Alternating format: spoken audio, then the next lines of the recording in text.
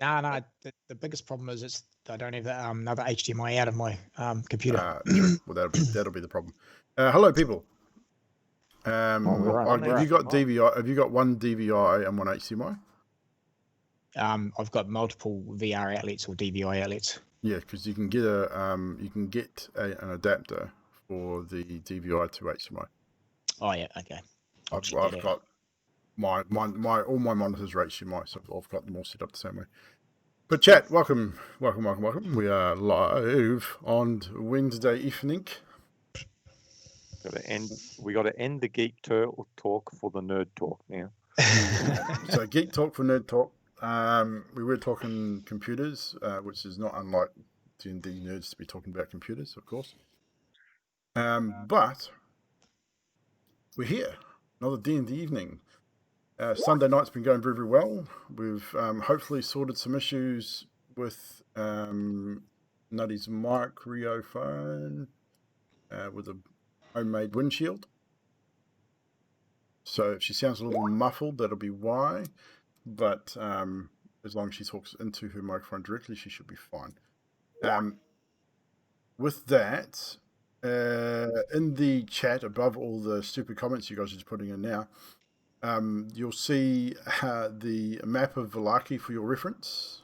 So if you click on it, it'll bring up a full screen map of Valaki on your Skype, and Alexia, you'll be able to scroll through and see all the other photos that have been uploaded as well. And you'll also have a reference photo of the exterior of the Valaki township. So that's pretty much what it looks like from the outside and the gate you just went through. Which gate did we go through? That one. The western gate. On the map, it's the western gate. The old... Eastern gate, sorry.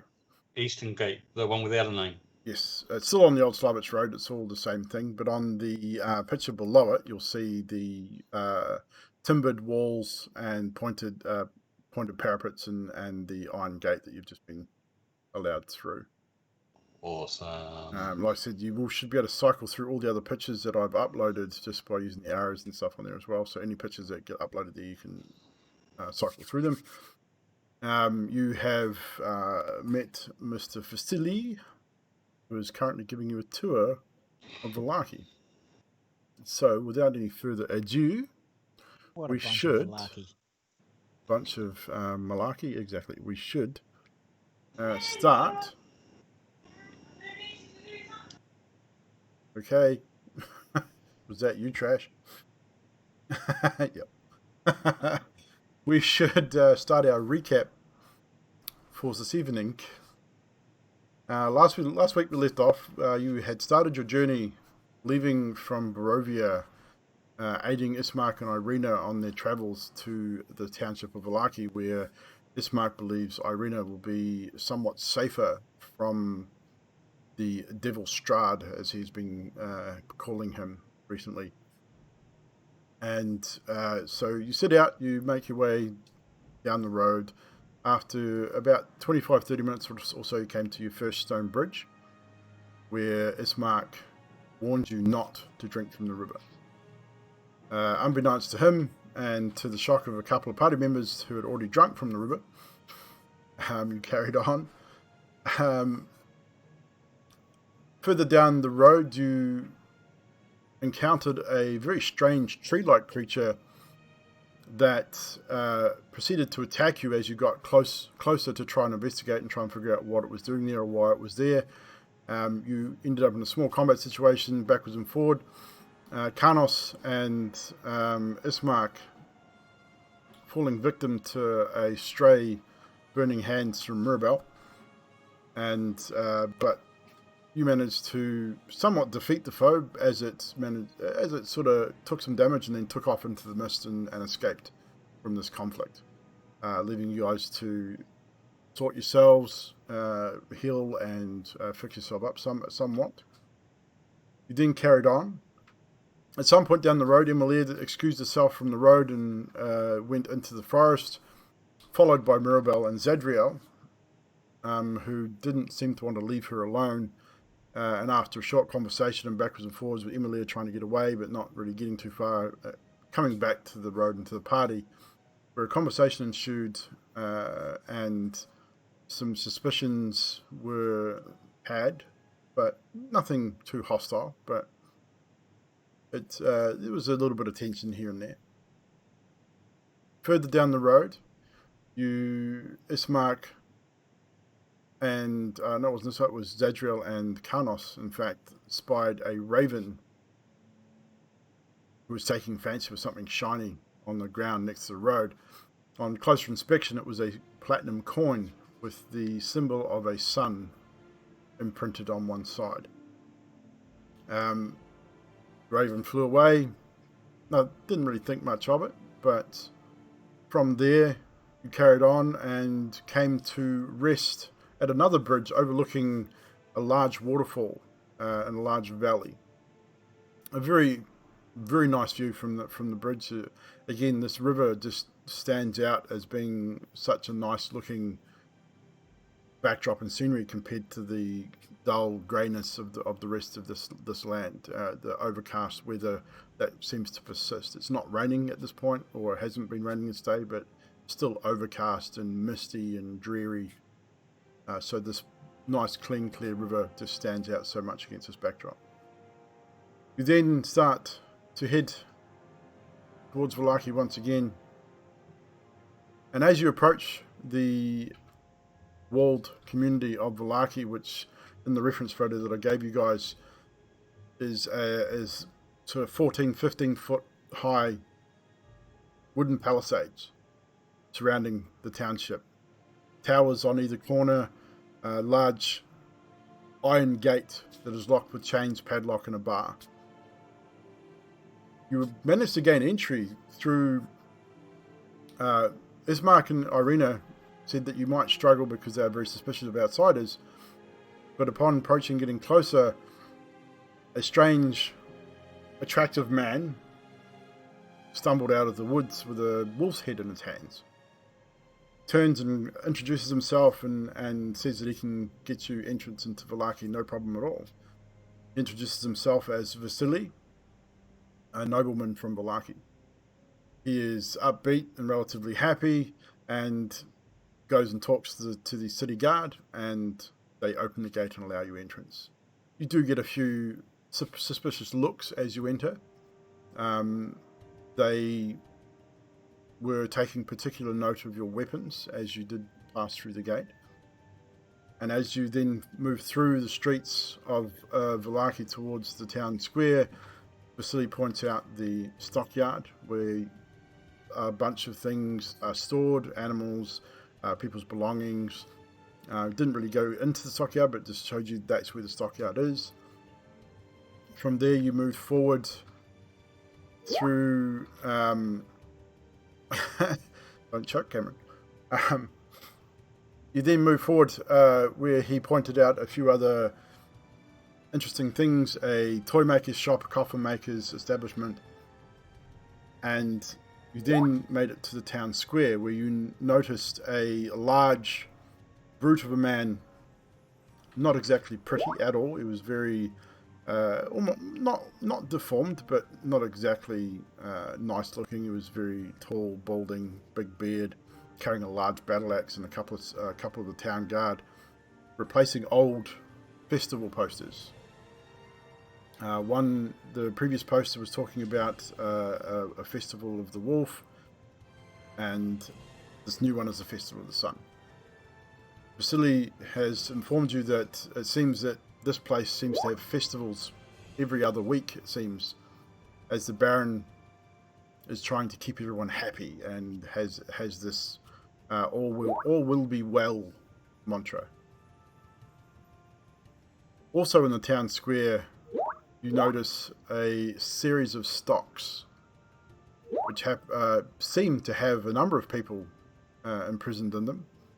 3 or 4 men, 3 or 4 women, and 3 children, all wearing crude plaster donkeys' heads, which you would assume, by the way that they're made and the jeering that some people have sort of said as they've passed them, mainly town guard, not so much the other populace, but it's designed to incite ridicule. You don't know why they've been imprisoned there at this point, but this is where we rejoin you guys as you are now standing in the town square. Ismark and Irina are sort of hanging back a little bit. They seem a little wary of Vasily. It's not like they don't look like they recognize him or know him, but they are hanging back a little and just sort of letting him do his thing. And at this point, Vasily sort of says to you guys, "Oh, be wary of that, of the big man. He is the Baron's bodyguard. Do not get on the wrong side of him, okay? Just be careful. Make sure you keep weapons in your sheath while in town. The guard are a little jumpy. But these festivals, the Baron thinks that the festival will keep Strahd at bay, but who knows? Festivals are getting boring. We're having one every couple of weeks, and the people, I mean, you can see, a lot of the people are just not happy with this. The people in the stocks there, come with me. And he walks away from the town square, away from any prying ears from the guard, and sort of almost not into an alley, but just off the square a little bit, and sort of beckons you all over. As you bunch up around him, he says, "The people in the stocks, they speak out against Baron and his festival. This is why they are in the stocks. If you have, I see the look on your face, Miss," and he looks directly at you, Zadriel. "Please do not attempt to remove them from the stocks. Not without Baron permission. These people are very, how you say, fanatical about such things. If you try and let them out of the stocks, they will kick you out of town. They will take your weapons, they will banish you, and you will not be allowed back here. And this is one of the safest cities, safest towns around. So please bear that in mind. There may be ways around that. Talk later." At this point, Ismark sort of pipes out. He says,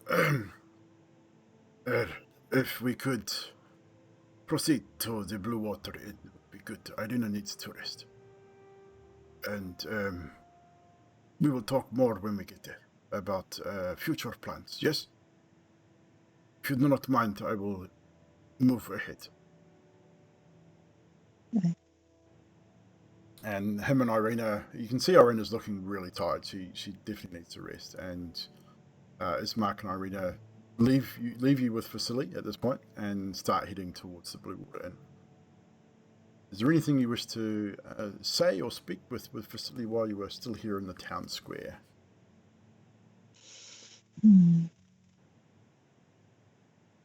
Garnos. Oh, people still. I'm just going to say, where is the blacksmith?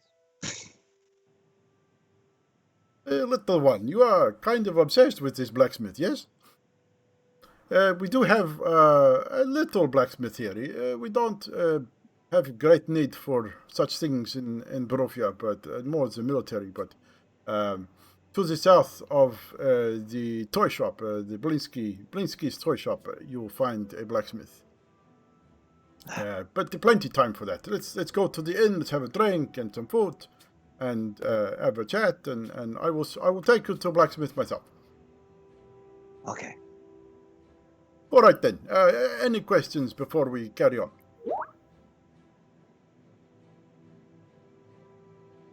Emilia. Is it their time to do any degree of shopping, or is it deemed too dark? Too late for that? Now, you guys have gotten here mid-afternoon. So, I mean, if you wanted to look around town, you could. But Vasily is inviting you all to the inn for food and drink at this point. Okay, well, Emily is going to go to Ismark and basically offer to help with Isabel or whatever. To help with Irina. So you're going to catch up with Ismark and help with them. So they're heading to the inn as well. They've organised a room for themselves there. So that much they have told you. So you're quite happily to move ahead of the party and catch up with Ismark and Irina and help them to the inn. Ismark turns to you and says, "Thank you very much. I appreciate the help that you are giving us. Thank you. Head up." I would turn to Vasily and I would say, excuse me, do you happen to know anyone who might sell some, well, it's like, I call it black powder, but basically it explodes when you add fire to it. Like an alchemist. Black powder? I've not heard of such things. Probably the blacksmith, I would imagine. I mean, I'm not sure. We do not have alchemists here, and maybe it's the church, the priest there might know something. But I would suggest a blacksmith as well. Well, all right, fair enough. But as I said, let's go eat and drink, and we talk some more, and I'll take you to blacksmith a bit later on.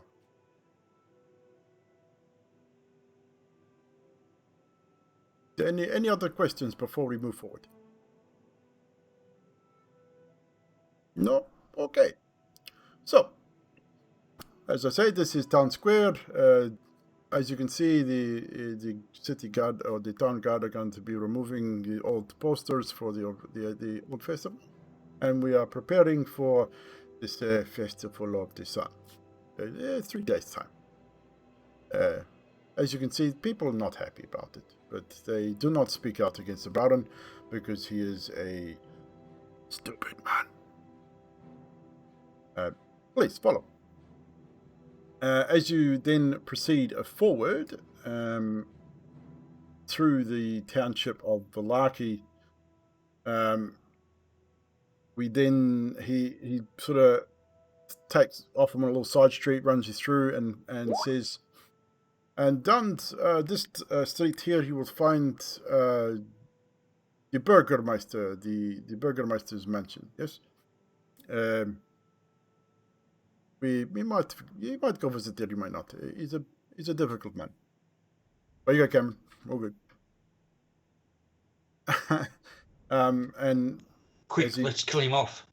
You've moved further down, and we then find ourselves on another main sort of street. It's a wider street than the rest of the streets, and Vasily says, and this road is connected at both ends to the both gate, east and west gate, and meet in the middle and go to the north gate. So this is all part of Oslabitz Road. If you keep following this road to the west, towards the western gate, you will find St. Andros Church. This is where I think your friend Ismark and his sister would like to go at some point. But the end is just this way. Please follow me. And he makes a southward turn on another small street. It takes you about 45 minutes to an hour by the time you're sort of pointing out this house and that house, and you're seeing. The one thing you do notice as you traverse these streets is that not many people here are smiling. They're not as.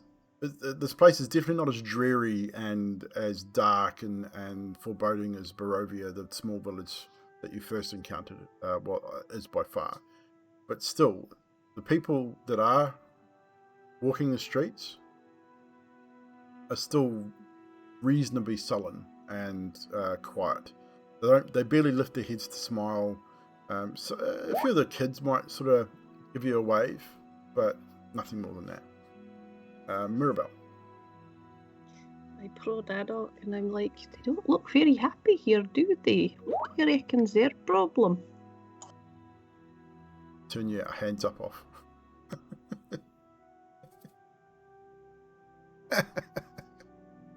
Well, I'm not really sure. I mean, things seem familiar, but I don't know. Maybe they force festivals like every week or every day or something. I think trying to force happiness on people don't really make people happy. Maybe. Roll a history check, Ada. Yep.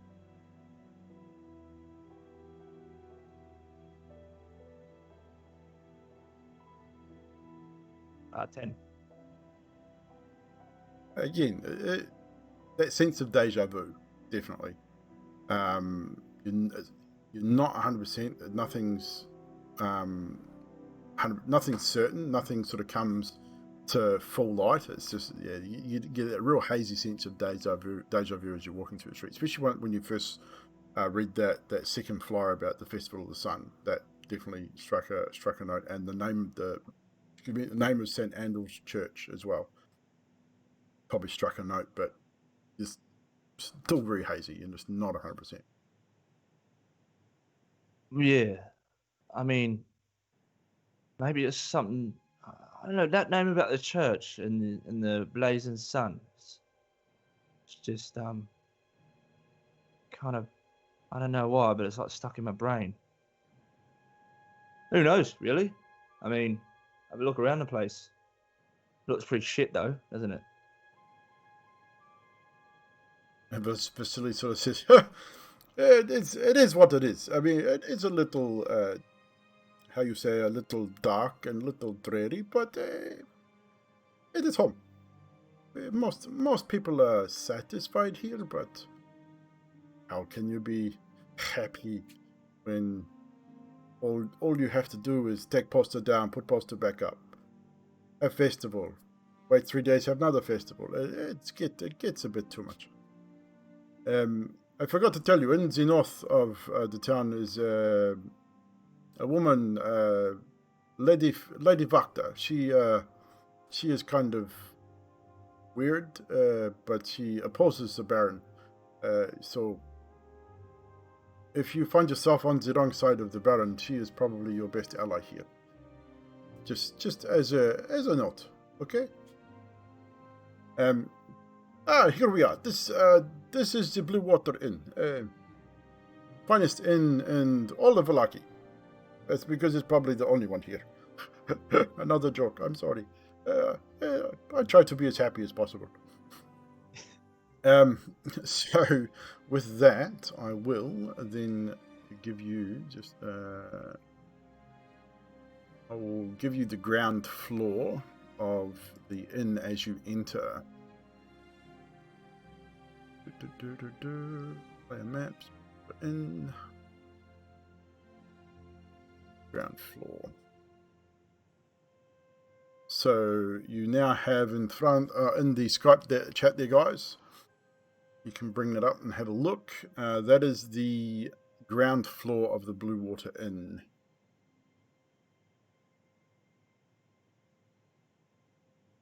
Gotta find my DM version of the map.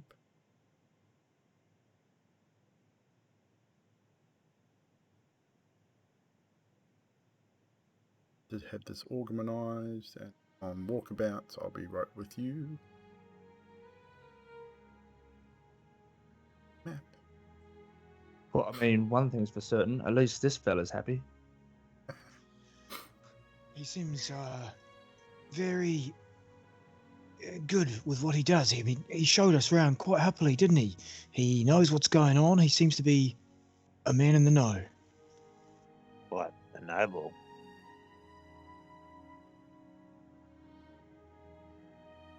Is that who you're talking about? Yeah, what? Vasily. Ah, the silly. Yes. Yeah, the silly. Did he point you in the direction of some sort of mechanical blacksmith type place? He said he'd take me there later. Okay. Are we? Can I ask a question, group? Are we off duty? Is it all right to have a drink now? Knock yourself out. Were we ever on duty? Yeah, that I was wondering the same thing. Well, I I only assumed when we were escorting Mr. Ishmak and Lady Irina, I just assumed we are on duty, therefore I should not be drinking heavily. Or at all, in this case. Just keep it balanced. You are not wrong. You are not wrong, Mr. Stibb. And I assume, has Vasily gone into the He has the walked bar? in. He Yes. has walked Okay, in the front door. So you guys, if you haven't gone in, I'll follow him in. Grey smoke is coming from the chimney of this large 2-story wooden structure. It's got a stone foundation, a sagging old roof, but at the top of the roof you did notice there's several ravens perched. About 5 or 6 ravens perched on the top of this building. There's a painted wooden sign hanging above the main entrance which depicts a blue waterfall. And below that is in calligraphy writing, Blue Water Inn. As you enter this establishment, on your maps here you'll see that there's several tables. There's a couple of larger tables, a couple of small ones, and a couple of round tables in the centre. And there's a whole bunch of stools that line the bar. There is the proprietor. You see Vasili's approached the bar. He's standing at the bar talking to a gentleman there. He is a stout man, barrel-chested. He's not very tall, but human. He seems to be engaged in some conversation with Vasily at this point. And as Vasily sort of turns and sees you guys come out, he goes, please, come sit. Find a table. One over by the stairs would probably seat us all. I see several chairs there. They're free. You do, as you walk towards the stairs where the largest table is, it will seat 8, I believe. You find in the room too, there's 2 men sitting at one of the smaller tables. Very gruff looking men. One of them's quite burly. He's got furs, looks like wolf furs around his shoulders. Looks like it's made up part of a jacket. And the other guy's not much better. They're both quite dirty, and you kind of get the impression they're definitely working class. But they sort of eye you all as you enter in. Ismark and Irina have come in. Ismark took Irina upstairs to a room they'd already booked and has come back down to join you guys. Emilia, you are wherever you want to be in this place at this point. You've got pretty much the run of that main room, but I would imagine you would have hung around down the bottom waiting for Ismark. So there's another woman floating around as well, and they've got 2 sons. You've seen a couple of younger gentlemen sort of in and around the back as well. That's about the only people that seem to be in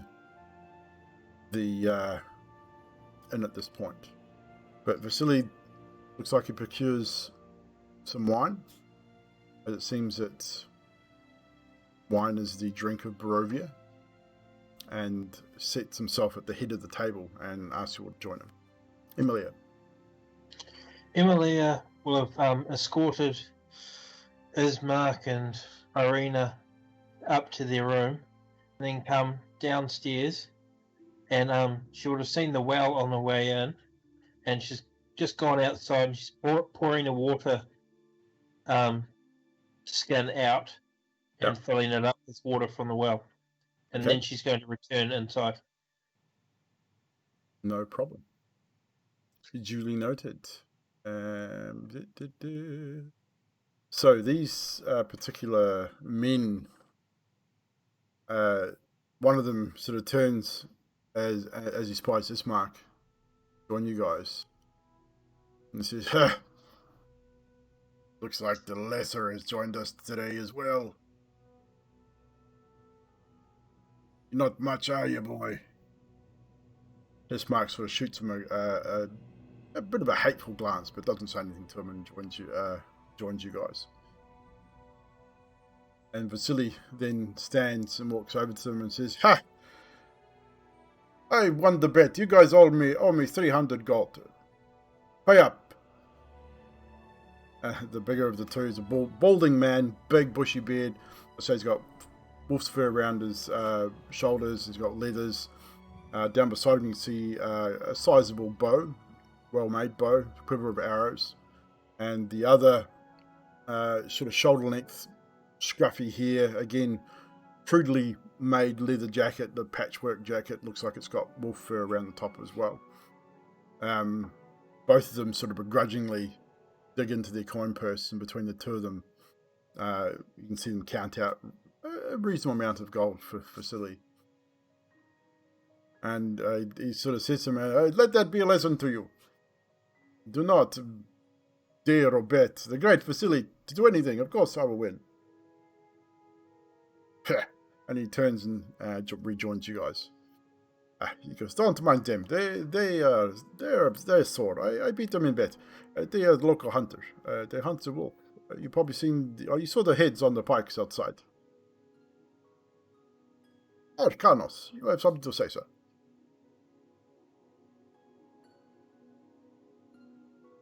It appears that you have lost your voice, my friend.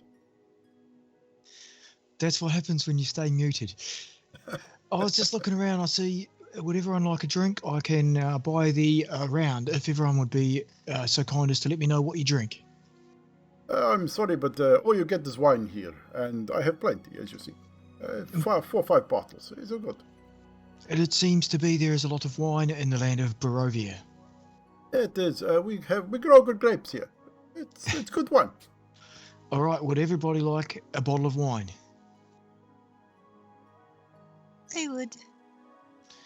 Excellent. One for the paladin. Anyone else? And with that, Vasily just slides a bottle over in front of you, as he's got a few bottles that he'd already purchased, and he just slides them around the table in front of you guys. And several, looks like horn mugs, but they've been cut down to actually make proper mugs.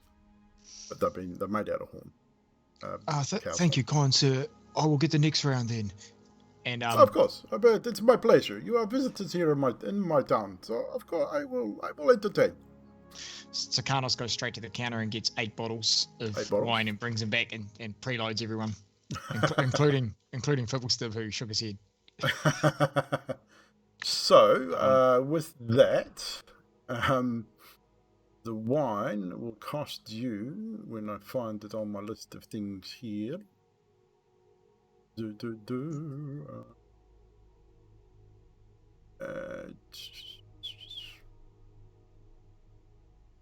wine will cost 1 silver piece per glass, so you're looking at 5 silver per bottle. Sweet as.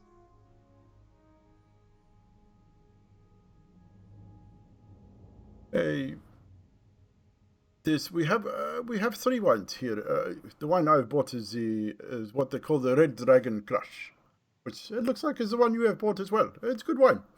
They also have a purple grape mash, which is what they call number 3 wine in the land. Young Mirabelle, you have something to say? Adok, anybody? Pick up.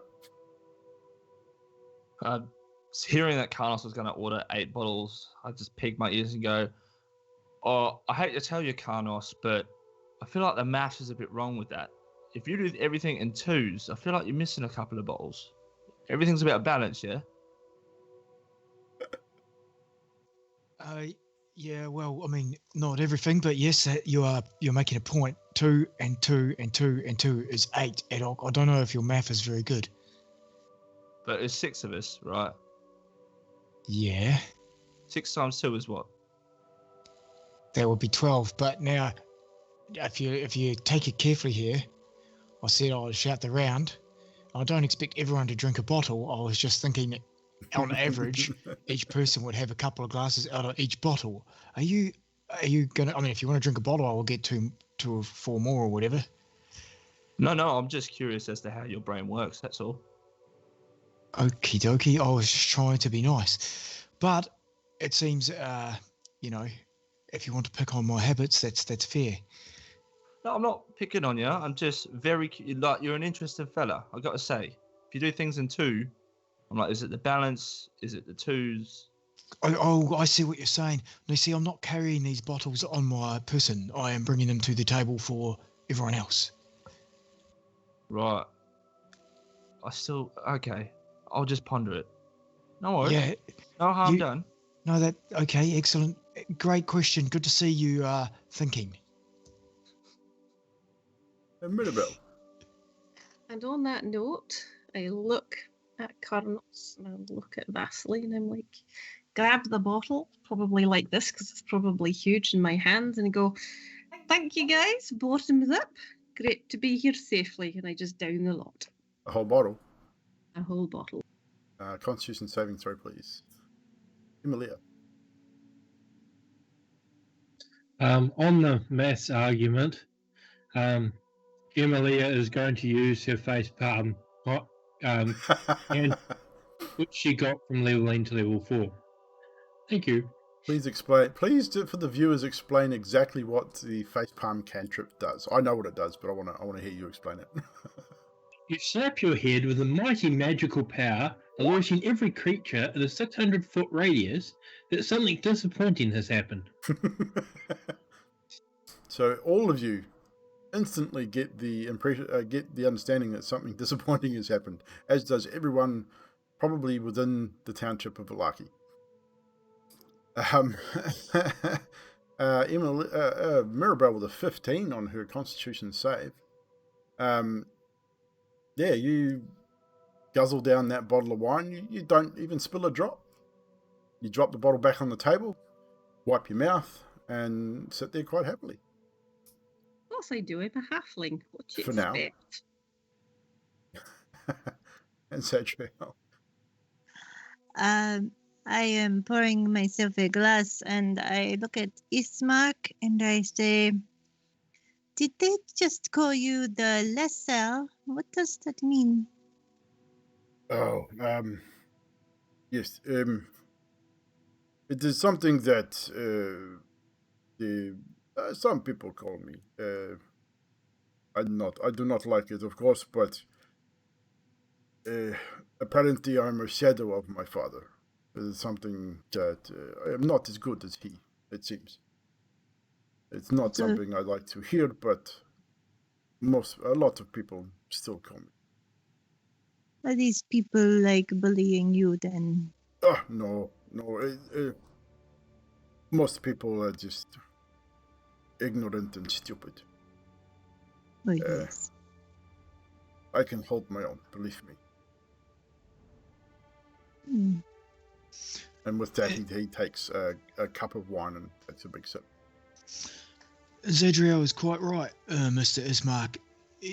Just because they call you the lesser, you should not feel lesser about yourself. It seems to me that trying to save your sister or help your sister is actually quite a generous thing, putting someone else's life in your keeping. Yes, do not listen to them. I agree with Zadriel. Don't let them put you down. And would you like us to do something about it? Oh, no, it's fine. As I say, I am quite capable of dealing with such ignorant people. These men, they work hard. They have their fun. If it gets out of hand, I can deal with it. I appreciate the offer, though. And at this point, Vasily pipes up and says, yes, and it is commendable you bring your sister here from Borovia to aid her, you say. And why do you bring her here? What is wrong with your home in Borovia? And Ismark sort of turns and looks at him. Again, that sort of fleeting glance of mistrust, so you sort of see come over his face. And he says, this is family matter. Forgive me, Vasily, but I'd rather keep that information to myself and to my new friends, if you do not mind. Of course, it is no trouble. I was just curious. Please drink. We'll get some food. And he raises a hand, wavering to the barkeep, to the woman that's over there. Danica, please, food for me and my friends. I will pay. It's good. Bring. And you see Danica, she's a reasonably barrel-chested, stout woman, about 5'6", dirty blonde hair, about shoulder length, and she sort of turns on her heels, gives Vasily a nod. Again, you get the impression that pretty much everyone here knows Vasily, and that he is reasonably well liked. And she heads off to go prepare some food. Can you go deal with the child, please? Emilia.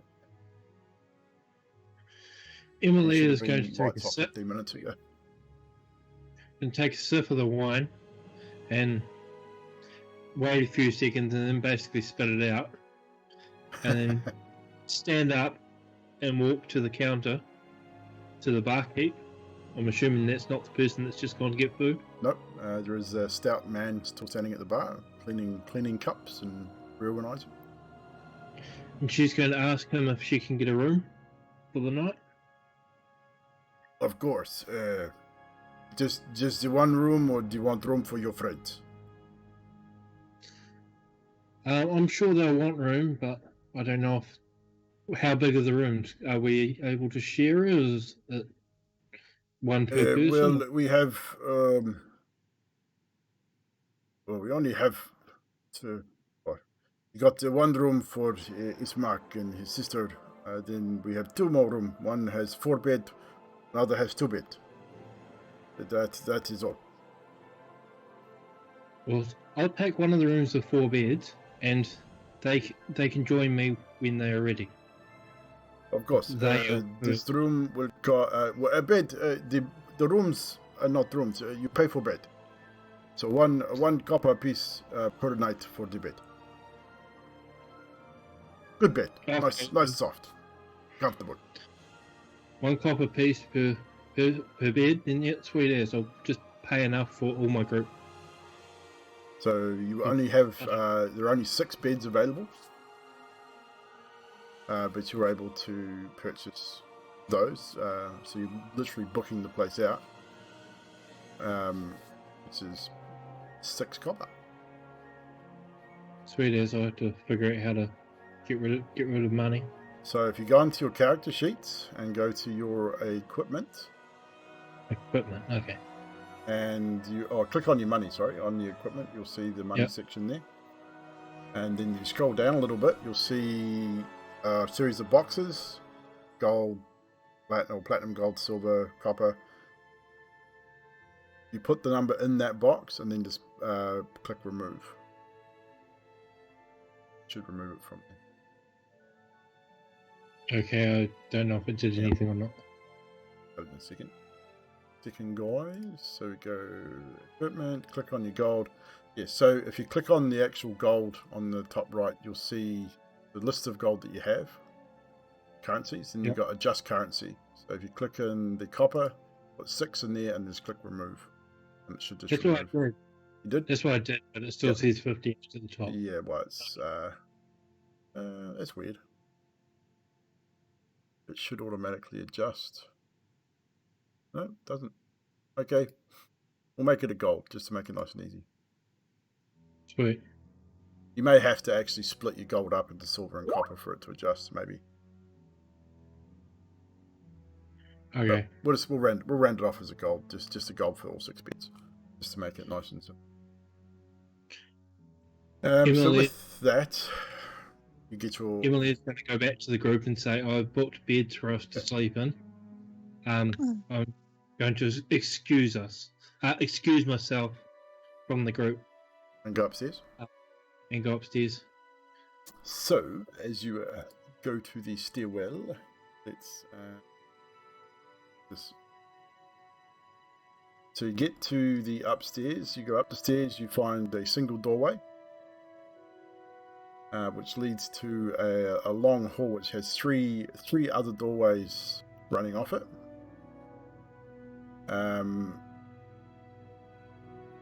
Actually, no, you don't. You go outside. You get directed by the barkeep that the stairwell to the upper rooms is the outer stairwell, which you have to go back outside the front of the building and go up the exterior stairwell, which leads you to a small balcony with 3 doors. The first door is the room where Irina and Ismark have been booked in. The second room is one with 2 beds, and the third has the 4 beds laid across it. So you can choose your bed, basically. And I will I'll send you a photo of that too, actually.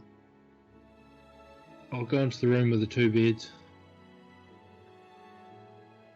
And basically you can come back to me later. Yep. So in the chat is the upper floor, so you'll see the rooms on the right there, to the right-hand corner, bottom right-hand corner. The first one is where Ismark and that are. The other 2 will be available to you guys. So Emilia excuses herself. Vasily stands as she excuses herself. Again, sign of respect, nobility, sort of gives him a part bow, and then reseats himself as she excuses herself. And about 15 or 20 minutes later, the Danica returns with food and lays out a range of different meats. There's a broth, steaming hot broth, and some dried meats and bits and pieces. Boiled potatoes, mix of vegetables. It's a good meal. It's a good hearty meal in this sort of dreary environment.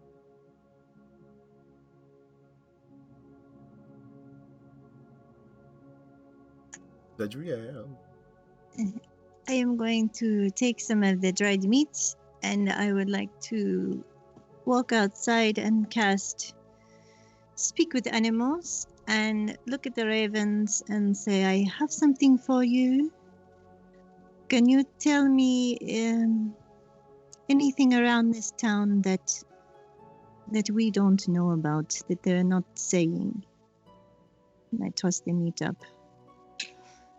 One of the ravens sort of sidesteps. You know how birds step from side to side, and sort of sidesteps sort of along the edge of the roof. Looks down at you and says, "So what you got then? What you got there?" I think it is like a beef jerky or something. Oh, that sounds good. Toss it up here. Yeah. Quickly.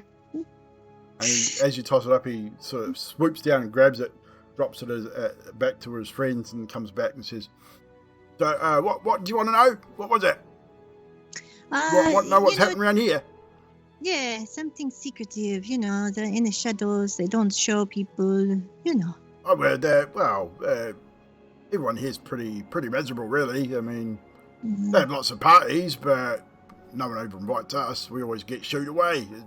But I don't like people very much. You seem nice, though. Yeah, thank you. You are beautiful. Well, of course. Yeah. I'm a raven. We're all beautiful. Is there anyone watching us, do you think, from There's far away? always someone watching. Oh, do you see anybody in particular? Nothing? I see you. Okay, thank you for your time then. Thank you for the meat. Not tasty. Thank you. Bye. All right, and I go back inside.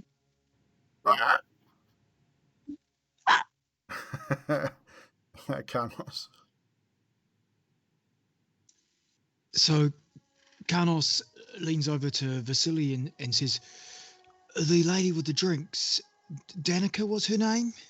Yes, Danica. She's a nice lady. Danica and her husband, Erwin Martikov, and Dorokova. They're good people.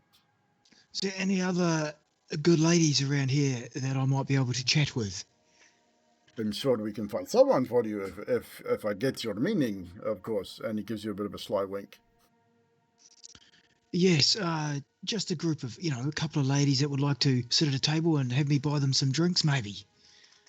Well, people around here are not as in the party mood as I, but I might be able to find something for you, of course. Might take a little time. Point me in the right direction. That would be lovely. Well, this is only in town, so if the ladies were going to come anywhere, it would be here, of course. I wouldn't go approaching people in the town. You are a stranger here, and they may not like it too much. Oh, so they wouldn't like it if I was maybe to walk around in the room here and just chat to the ladies? Oh, here would be fine, but if you go out on the street and approach them on the street, it's not a good idea. All right, that's a good idea. And Carlos goes back up to the counter and gets 4 more bottles. So that'll be another 4 silver. And he starts going table to table, just looking for some lady who wants to go and speak with him. If someone does, There is take them no one alone. else apart from the hunters in this inn right now. Oh, no one else. There is Danica and her husband.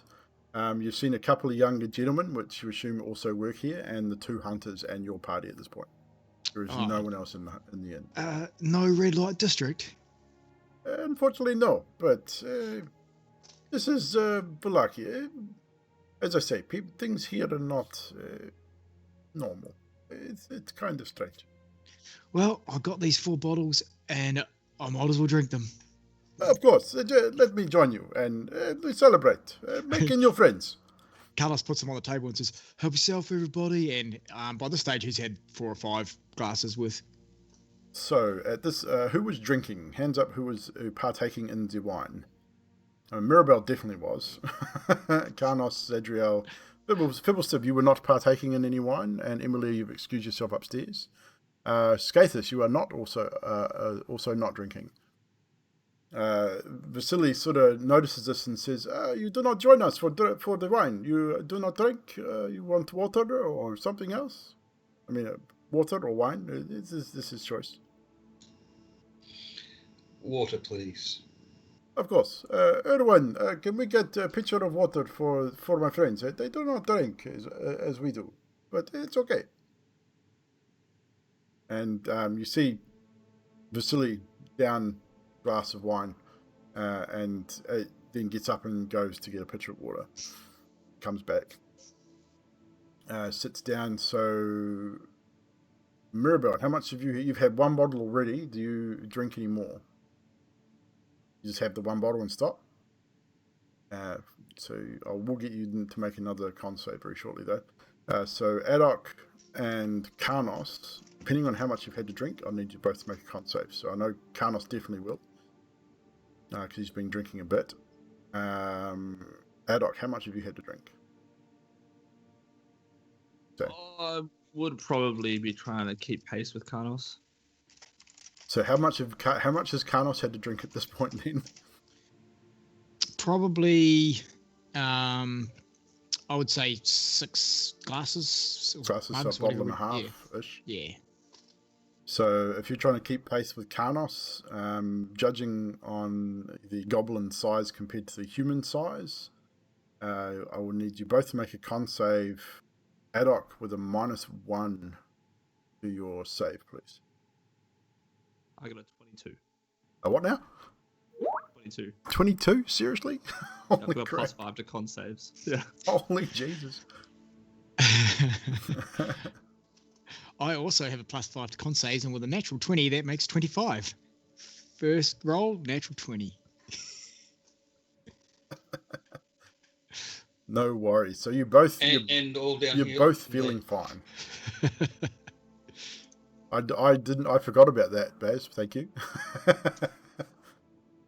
But yeah, so you both keeping pace with each other.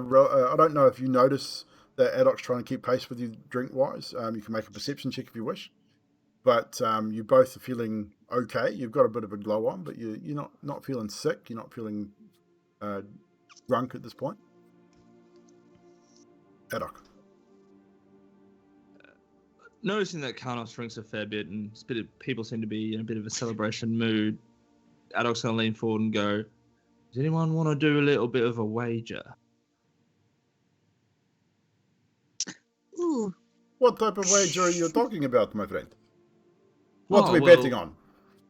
I reckon I could probably drink anyone under the table here. What you say? Crikey. Well, you think you'll drink anyone under the table, do you? Oh, My little friend. pretty much, yeah. How much are you willing to put on that, my friend? What we say? What about 20 gold? Done. Anybody else? I'll tell you, I will meet that, and I'll match your 20 gold, because that seems like a good deal. So Vasily puts 20 gold on the table. Adok, you put 20 up. Karnos Yep. put 20 up. And Yep. young Mirabelle, you want to join us as well? 20 gold on the table, of course. Does Mirabelle have 20 gold? I don't think so. Hang on. I tell you what, little one, don't I worry. can lend I it do. Don't worry. I will spot you 20 gold. It's fine. I've got 20 I have gold. plenty. It's okay. It's But okay. I was just going to say that I think you guys have finally caught up to my bottle, so is that a good start? Is that a challenge? We got to challenge you. You hear that, Carlos? Erwin, We more little- wine, more wine. We need more bottles. We're going to run out quickly. Please, quickly. And he Right, brings this is over more. Before we carry on there, we're going to switch over to Emilia, just briefly. So, Emilia, you have retired to an upstairs bedroom. Okay, so just while all of this is happening, Emily is going to go to the room, go into her backpack and pull out parchment, and start to write another letter. Yep. And then she's going to reach into her backpack and pull out another letter, which has her name written right across it. Yep. And rip it open and read it, which is basically going to make her very sad. Yes. And then she is going to remove her cloak, her gloves, which basically go up full length. Yep. Her armor, her tights, her shoes, and basically all she's wearing is her dress. Okay. And then she's going to lay down on her bed for a while, and I'll get you to hit me up again later. No problem. Duly noted. So back down to the main room of the inn. Fiddlestip, you had something to say.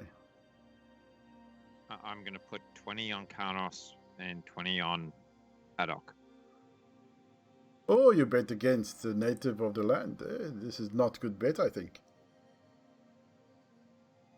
But I will match whatever you put in. So if you, so far you have 20, 40, 60, 80 gold. I will match your 8. I'll match the whole lot. So, Mirabelle, are you joining us here in this challenge? Turn off your hands up.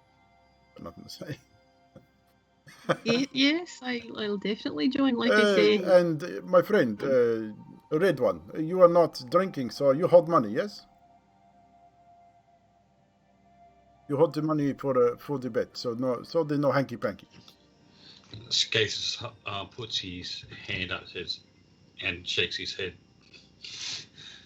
But someone has to hold the money. I mean, I could hold it. I'll do it. I hold it. I hold the money. I got it. You're not joining us then, Zadriel.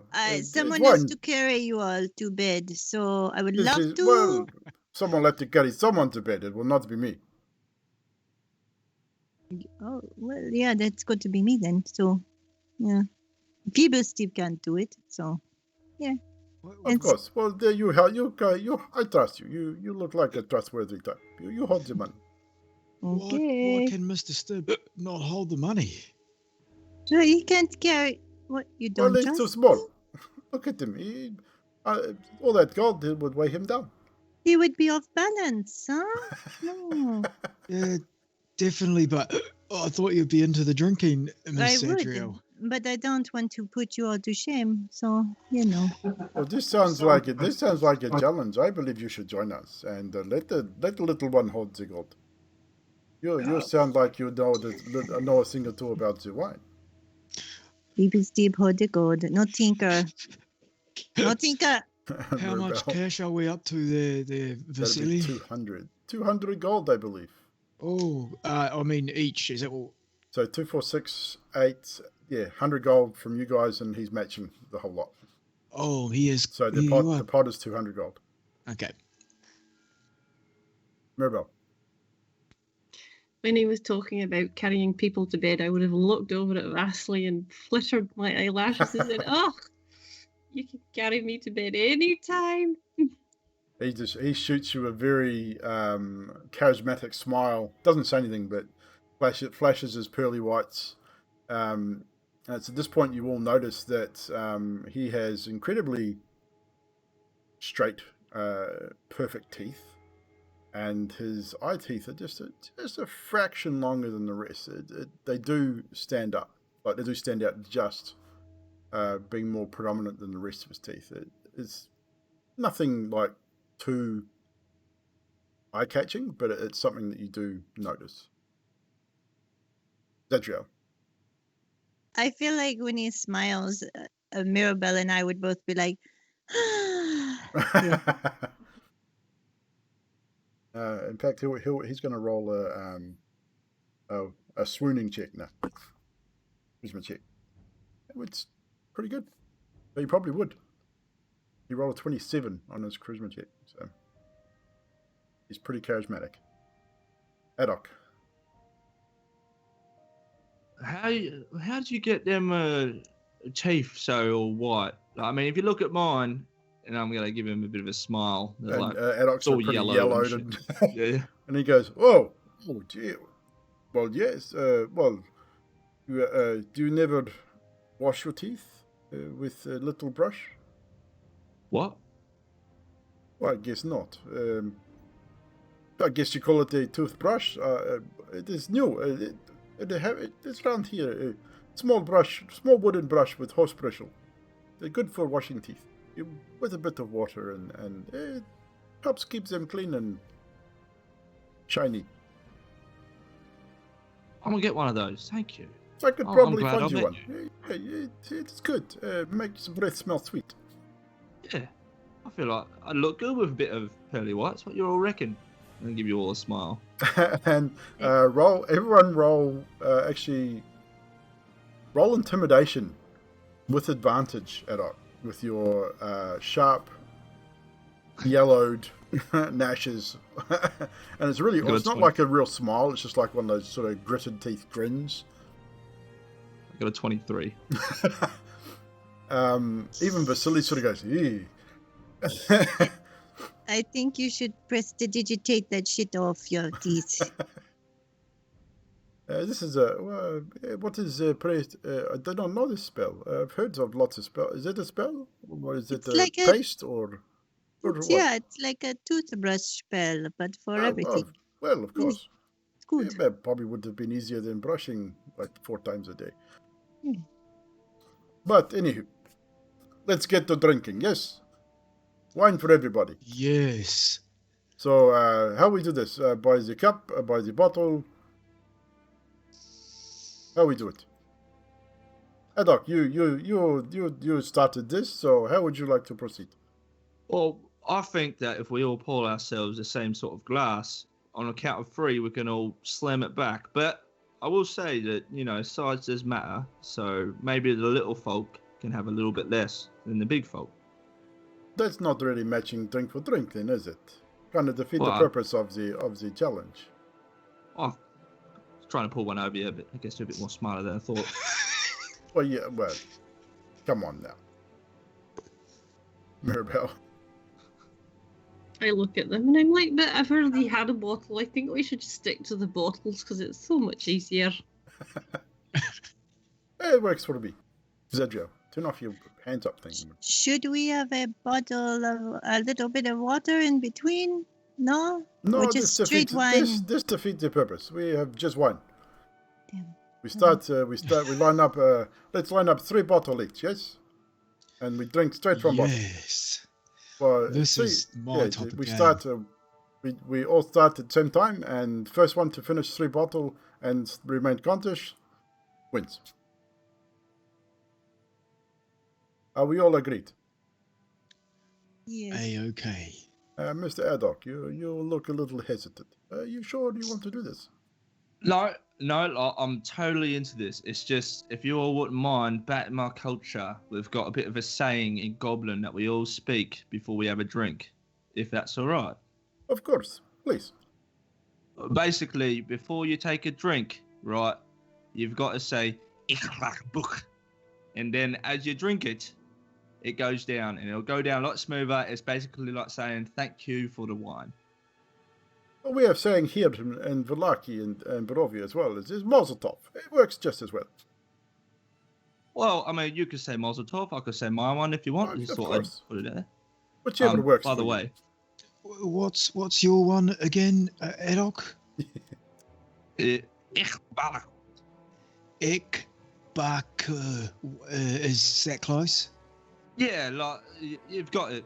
If you want, you can also do like a similar hand gesture with this as well in your other hand as you do it. Ik Yeah.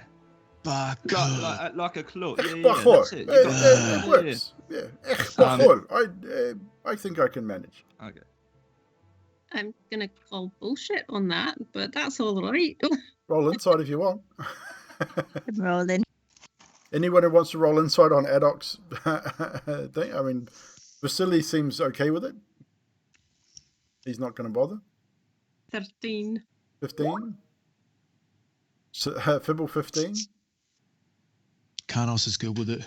Karnos is good with it. Zadriel, you gonna inside as well? Or you're okay with the whole thing? I got a 13. 13. 2 15s. I would say Fibble, not Fibble. Fibble and Mirabelle. Adoc, I'll leave it up to you whether you are bullshitting or not, because they would probably know. Well, I got a 17 on deception. Okay, no, you're fine. You are. Right. Everyone is. You think? Well, we don't know much about goblins. I mean, Mirabelle, definitely you know nothing about goblin culture. I'd say Fibblestip, you probably don't know a lot about goblin culture either. Maybe a little, but not something you've heard before, but it sounds legit. So, Big Bacol. And I put a bottle down straight away. And Vasily, the same thing. Bacol, and drops a bottle as well. So everyone who's drinking, drop a bottle. Mark a bottle off, and we'll all need to make a con save. Adam. I would like to do the same thing, but can I cast guidance because it's verbal and somatic as I do it? Ooh, you have to roll. You're gonna have to roll deception again with that. That was pretty good. He set that up well. Yeah, he did. Well done. Definitely have to roll deception. I got a 20. 20. Not a nat 20, just a dirty 20. Dirty 20.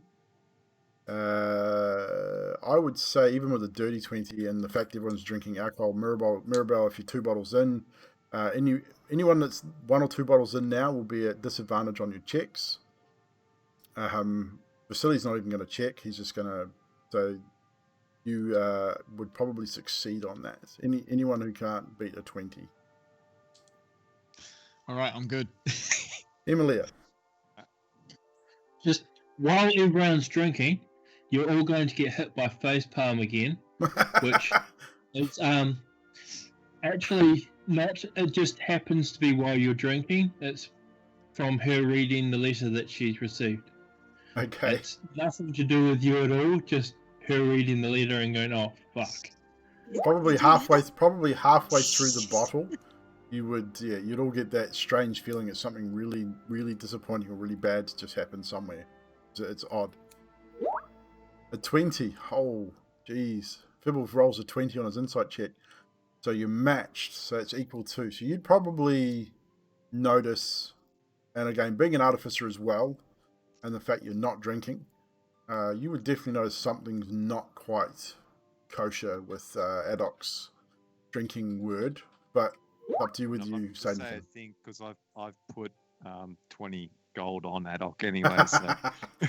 Of course. So you keep your mouth shut. That's fine. So 17 on con save for Mirabelle. Was that at disadvantage? Because you're on your second bottle, so you'd be at disadvantage. And so would Vasily, which he rolled a 22. 20 plus 1 for the guidance. So you match Vasily at this point. Karnos, what was yours? Am I at 2 bottles already? Yes. So I rolled a disadvantage with an 18 and a 19, which puts me at a minimum of 23. Nice. So you get. What was yours with disadvantage, Nutty? You rolled a 17 first, and the other was a 21. Okay, so 17. You're okay, but you are starting to feel that wine sitting in your stomach a little bit. But you're all 1 bottle in on this competition. And Vasily says, it appears we are all doing okay at this moment. Are we ready for second bottle? Sure. Zadriel. Did you make a con save? You're only 1 bottle in. Yeah, I got a 21. But what color is the bottles tinted? No, they are clear. They're clear glass, so you can see the wine in the glass. And it is red wine? Bottle. It is red wine. And they have glasses, like metal mugs, yeah? It's all They- drinking out of the bottles. Shit. All right. Nice try. I know exactly what you're going to try and do, too. Yeah, would have been good. It would have been good, but sorry. Glass bottles. Not 100% clear, but you can see the red liquid in there, and yes, so your little trick probably would not work. Someone would definitely notice. So, ready for second bottle. 1, 2, 3, go! And Vasily downs, same thing. We all down the bottles. Again, everyone now needs to make the same roll again at disadvantage. You with your guidance still, I would imagine. Does it last for like a minute? It does, but as soon as I use the guidance, the spell ends. So. Okay, so you're at straight roll disadvantage. Yeah, I was going to say, can I cast it again? On the same time? Yeah, roll your deception again. Yep. Fuck. And I'll roll this passive perception on Vasily. He knows you're doing something. Yeah, I His got passive 7. is quite high. So, Mirabelle. That doesn't look good. What was your roll? 9. Carnos. Yeah, Carlos is getting 7 now and feeling it a bit. 7 and 9. Vasily rolled a 19. Adok, what is your roll? So for the deception, I've got a 7. Yeah, Vasily definitely knows you're up to something. Yeah. Mirabelle, everyone else at the table can roll an insight check as well. And Zadriel, what was your con save? I got a nat 20 and an 18, so 18. yeah. So nat 20 doesn't count. So 18, but still that's still good. You're a bottle behind everyone. That I don't think many people have picked up on it. And I've got a 14 on insight. So you probably pick up on the fact that Adok is doing something odd. What's your con save, Adok? I got a 15 on the con save with disadvantage, and I rolled a guidance D4, so I got a 4, so 19 altogether. 19. So you're okay. You're starting to feel the effects, but you're still fine. Vasily looks good. He doesn't even look bloodshot eyed. He just looks pretty good at this point. Mirabelle and Carnos are really both starting to feel the effects of this wine. Probably both starting to slur a little bit now.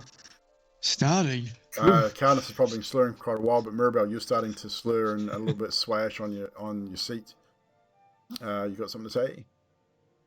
I was just going to look at Vasily and say, "Is this when you take me to bed?" And go clonk on the table. Mirabelle has just passed out, so she's out of the competition. And Vasily just grins and says, "Well, there's one down. 3 to go. 1 more bottle, yes? Are we ready? Yeah, I know I can do this. Come on." And 1, 2, 3.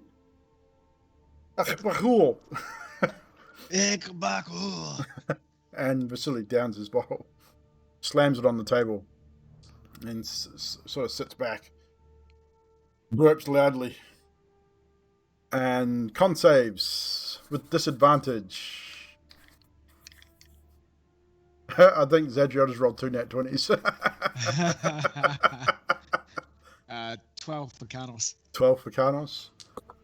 That would be a 23 for Vasily.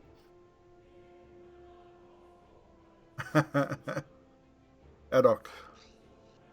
So no one said anything about the guidance, so I tried to cast it again, except this time I did a deception of a nat 1. So So everyone sees the spell go. Everyone sees you go.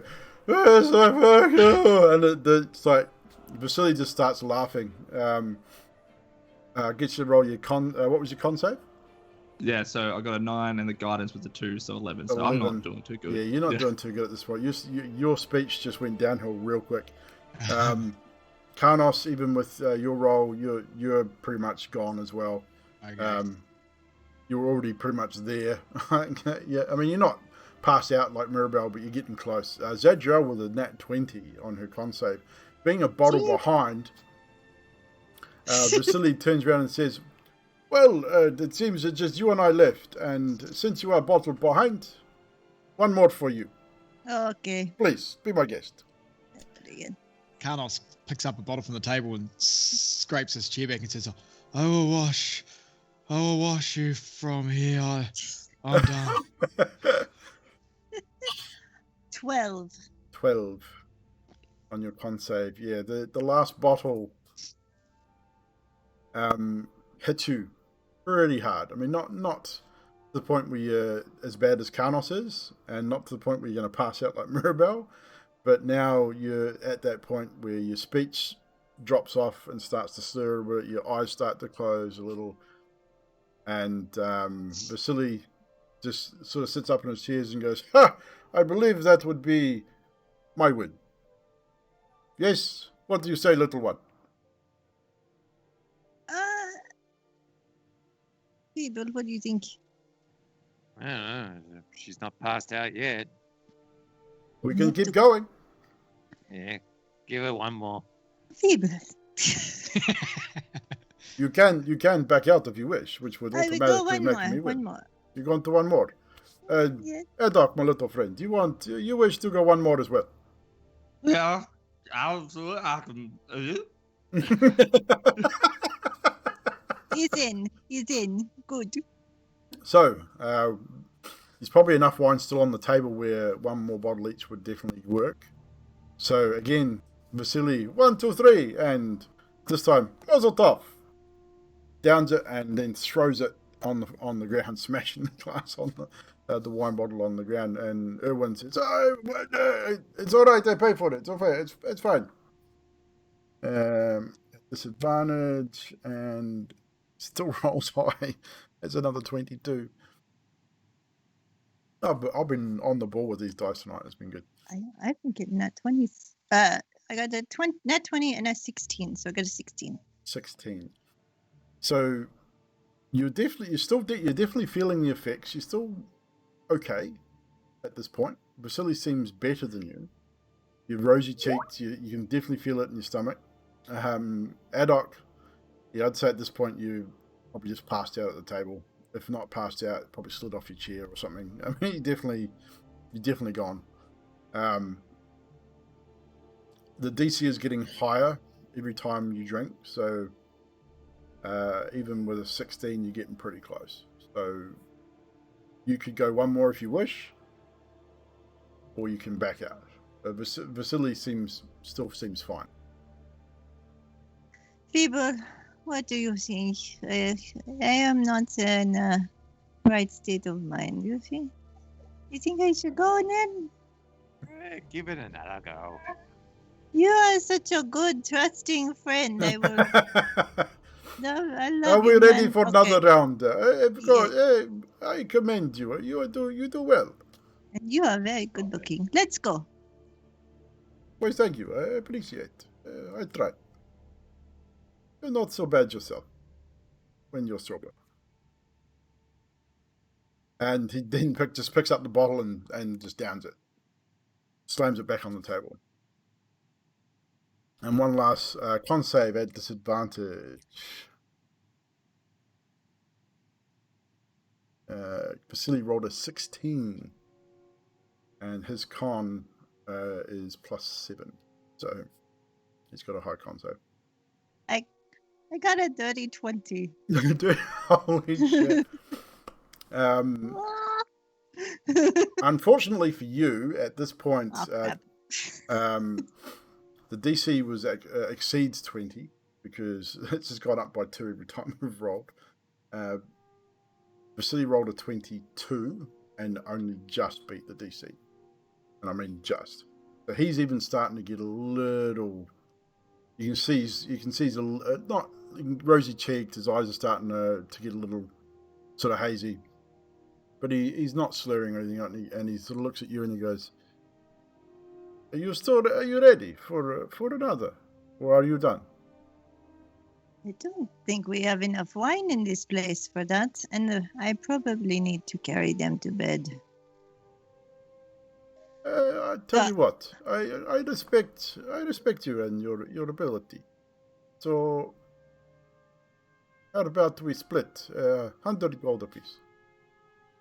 Oh, all right. And then I shake his hand and So he gets up and walks. He's at the other end of the table. He gets up and walks around to you, holds his hand out, and as you reach out to grab his hand, he literally grabs your hand and bends down and kisses you on the hand, and gives you a bow, a respectful bow as he kisses you on the hand, and says,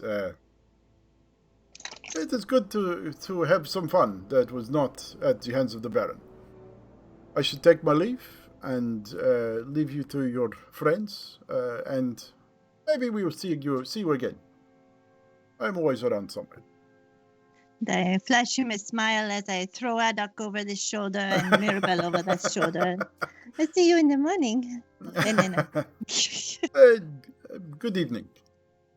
And good evening to you, Mr. Carnos.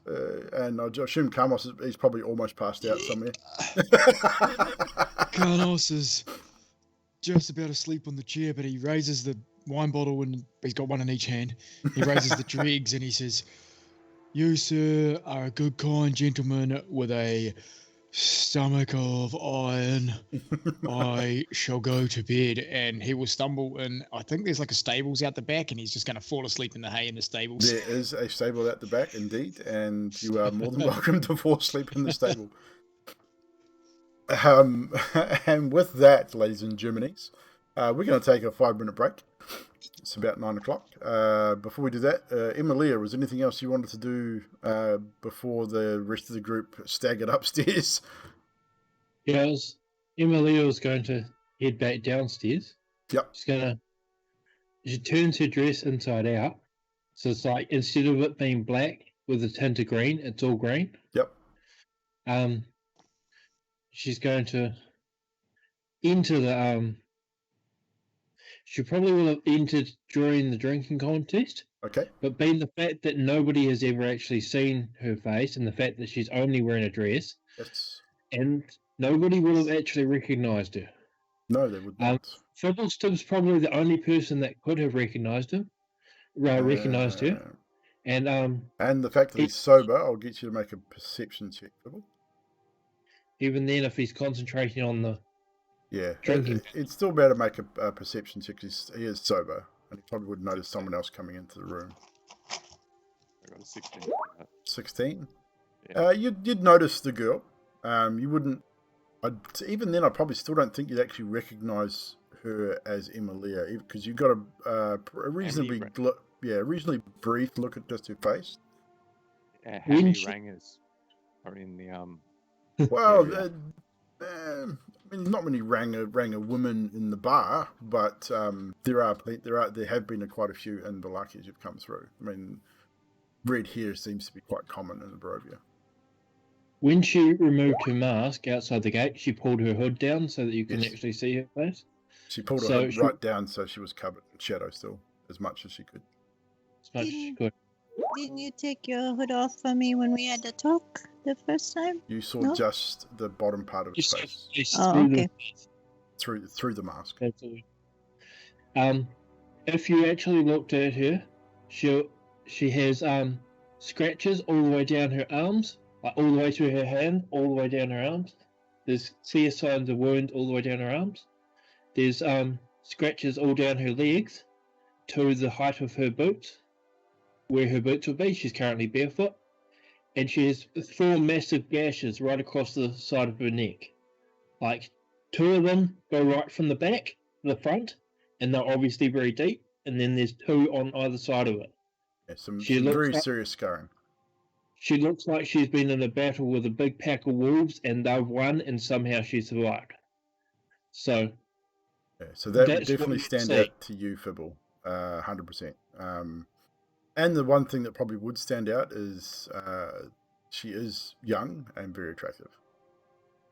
And for a ranger. She's very young, and her face is very young, and she has long hair that goes straight down the back of her. So this probably would have been about 2/3 of the way through drinking competition. So while you probably would have noticed it, you definitely would have been more focused on what was happening at the table.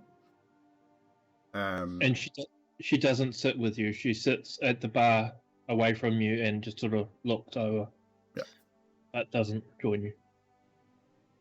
So, with that being said, after the Silly gets up and excuses himself, he does notice you as he gets up and moves out of the bar, or moves towards the door.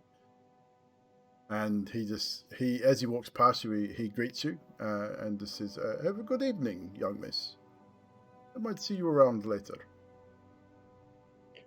She makes a indication of like doing a curtsy, Yeah. but still sitting on the chair. Noted.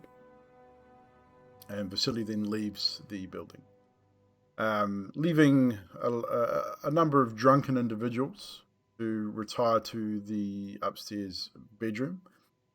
A couple of sober individuals, one not quite so drunk, to help each other to bed. As there's only, Karnos has excused himself to the to the stables, so that will leave enough bedding for all of you to sleep in the beds upstairs. There's in the room with 2 beds. All of Emilia's stuff is still on one of the beds. Yeah.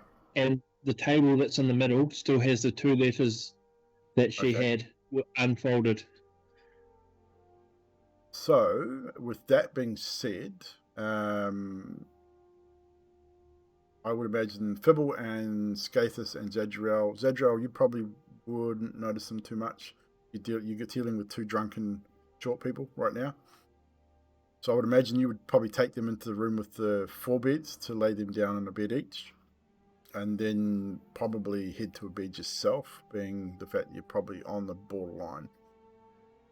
Maybe, or you might want to talk to Fibble. It's up to you. Skathis, you're sober. Fibble, you're sober. Essentially up to you guys whether you'll end up staying in the same room, because if you go into the room with the 4 beds, you would not even notice Emilia's stuff in that room because it's not in the same room. Fibble.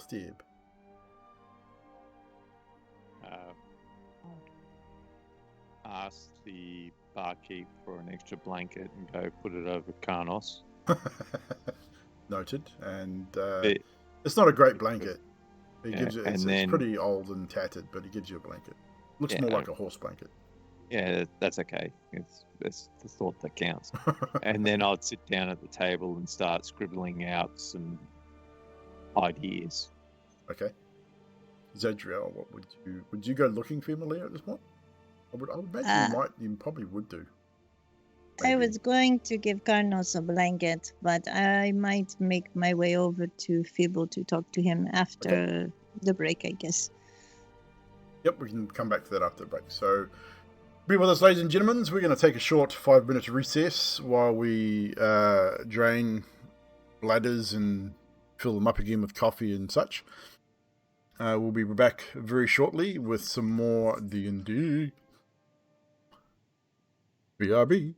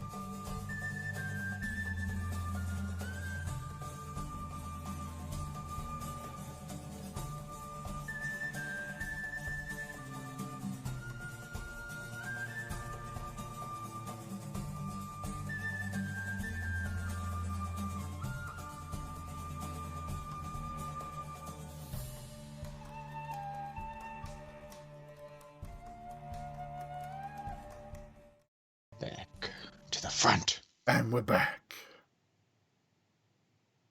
Right, so, ladies and gentlemen, how are we going tonight, chat? Hope everyone is doing very well this evening. We are currently in the inn, the Blue Water Inn in Valaki, where our party most of our party have got themselves horribly drunk, and Michelle just fell off. No, she's just got to go. Turn the quickly. camera off. Okay. So the most of the party are quite drunk. Karnos has retired to the stables, where Fibblesib eventually wanders outside and covers him with a horse blanket. Tatty old horse blanket at that, but a horse blanket nonetheless. Fibblesib and Zadriel are upstairs. Skaithus, you're up there with them. Mirabelle and Adok are probably... I would have gone to the barn. You're going to go to the barn as well? Received a text message. You have received a text message. Well done. So Skaithus has retired to the barn as well. So just Fibblesib and Zadriel in the end. Mirabelle and Adok have both passed out and have been placed in beds for the evening. So we rejoin the party. Emilia is still down in the main bar. In disguise still, kind of, in plain sight. So, Fibblesib and Zadriel, you are upstairs at the moment in the room with the 4 beds. Just going to interrupt this. No, so that not message, that message that just came through. Hey, Sam here from the Greens. Voting for council elections closes 6 p.m. Friday. Yay! So what? Fucking hell. That was the local government sending text messages. That's okay. I've already voted. So. God love the voting. Yeah, I've already voted. We've had our voting. Yeah, did that. Right, so Fibblesib and Zadriel. People, what are you writing in your papers? Not writing, drawing. Oh. Designing, making stuff. Yeah. Zadriel, your speech would be a little slurred by now. You are under the influence of about 4 bottles of wine. It's hard enough doing a French accent. I got to do a slurred French accent. Yeah, man. You know, you should write to her. Let her know you are okay. Yes, I should write to her. But... What? Tell her how you feel, that you're coming back to her, and hugs and kisses. How you do hugs and kisses? The hug is physical, kiss is physical. Yeah, exo. Exo. Hmm. Right. You should. Yes, I will. But designing and keep on drawing. She will not wait around forever, people.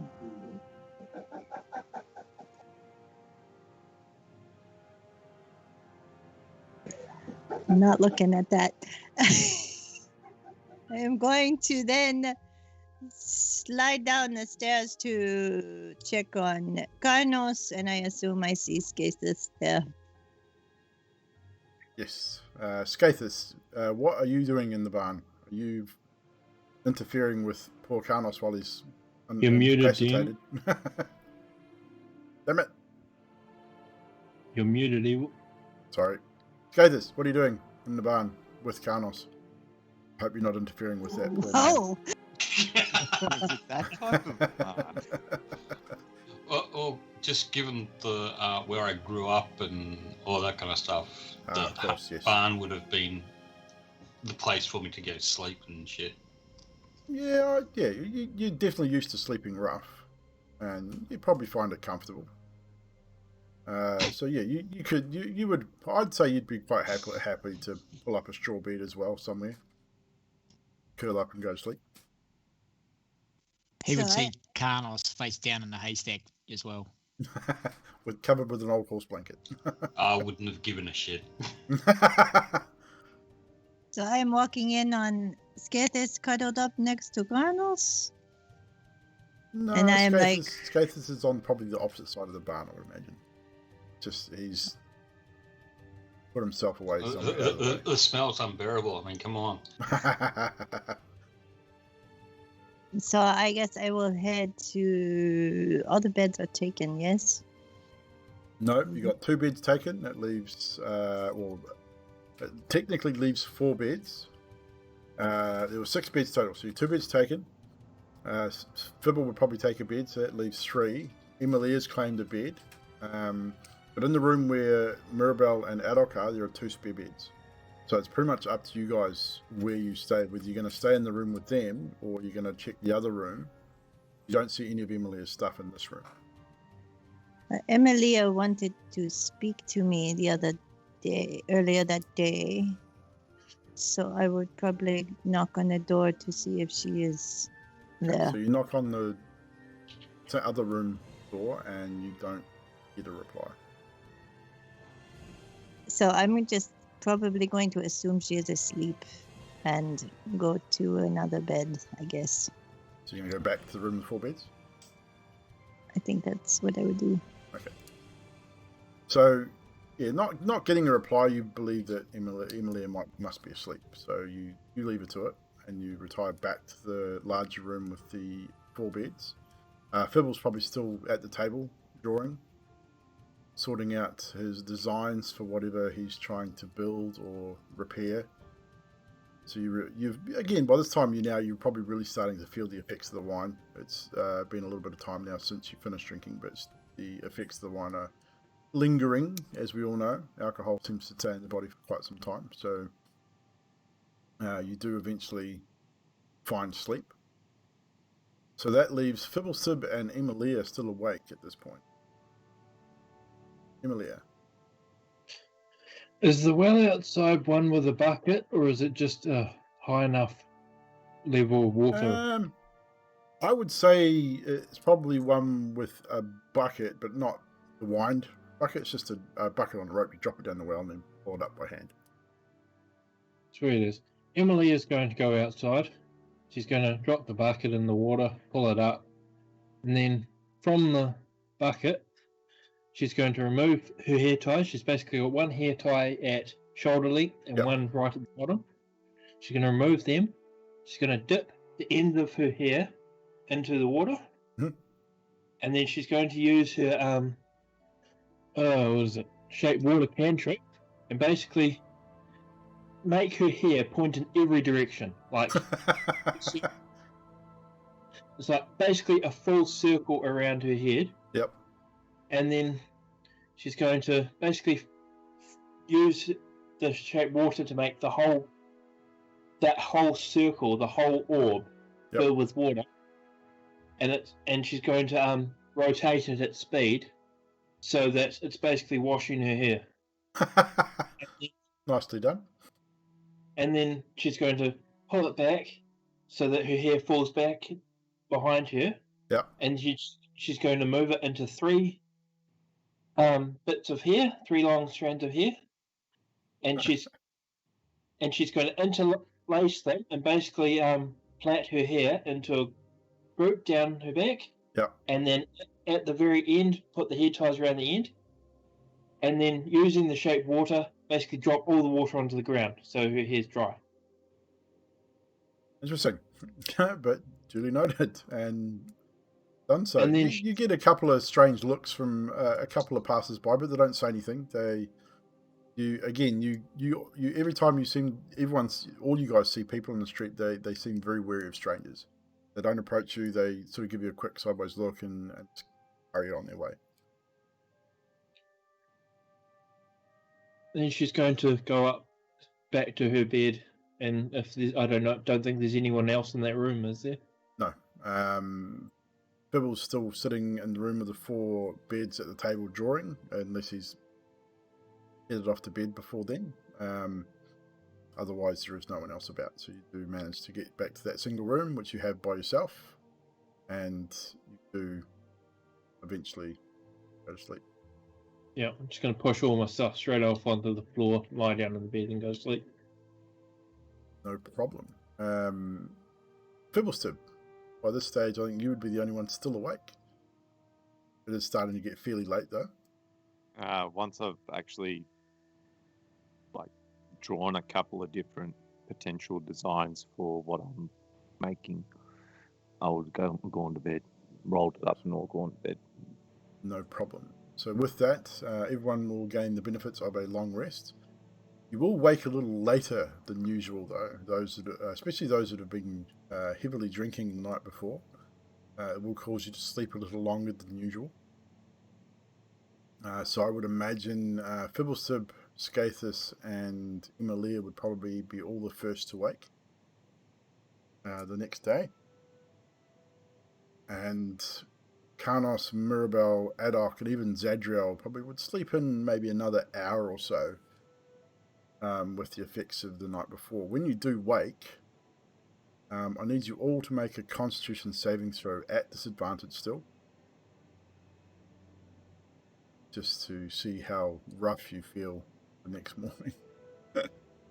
So, Mirabelle, your con save, please.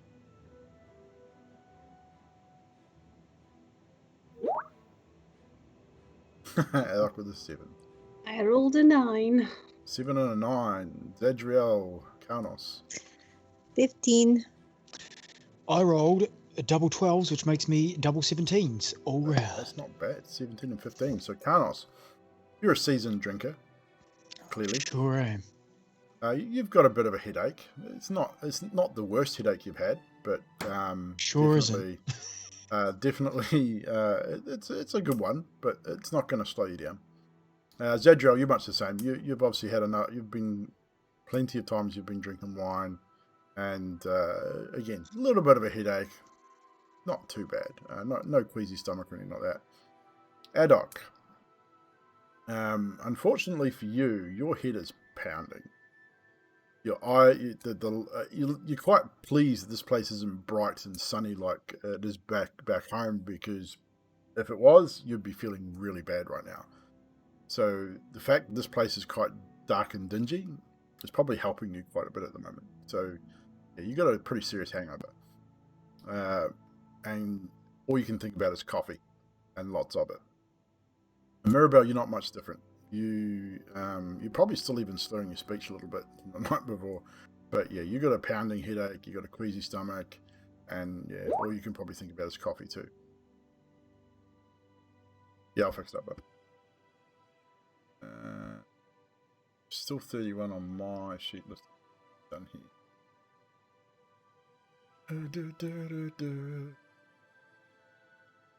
It still says 31 for me, man. We'll check it a little bit later. It might take a little while to change. Was that you, Skathis? Oh, wrong one. I was checking Emilia. What did you do, trash man? Obviously, I didn't put the HP in properly. Probably not. When you updated, yeah. I will change that for you. So it's meant to be what, 31? Yep. Yes, you've got it fixed instead of manual. That's why. I can fix that.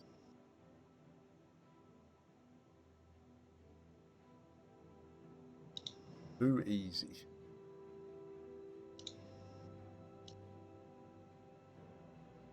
+4.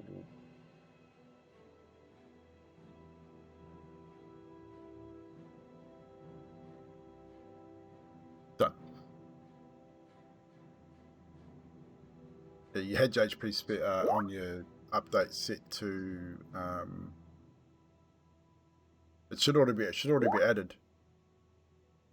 Mirabelle, if you've got attuned to it, it will automatically add to your saves. So your saves will already have that +1 added to them.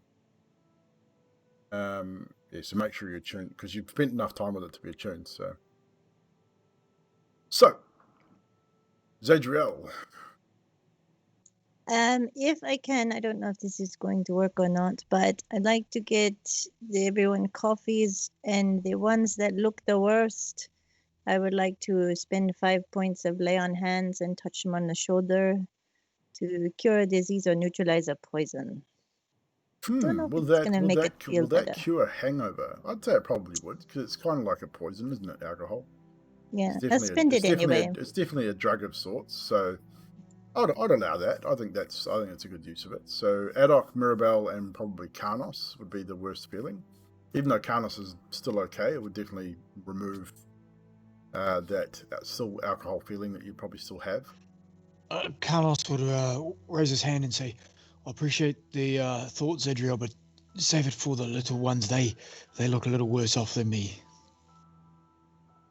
Can wish he's refusing, so that's fine. So Adok and Mirabelle. Adriel walks up to you, and do you offer to do it, or you just do it? I just pat them on the shoulder so they think the coffee is making them feel better. No, Oh, you don't even know it's happening. So yeah, So, so yeah. it'll just Sweet, happen. that's fair. Karnos. Okay. I turn around as Zadriel pats me on the shoulder, and I give her a hug and say thank you for the coffee. Yeah, as you pat me on the shoulder, Adok goes, "Oh, not so And then rough. I'm a little then bit you feel tender." you feel a lot better. As soon as she touches you, it's like, wow, oh shit. Actually, keep going. That's make me feel better. Yeah, if that's the case, Carlos would also say, Thank you, Miss Adriel.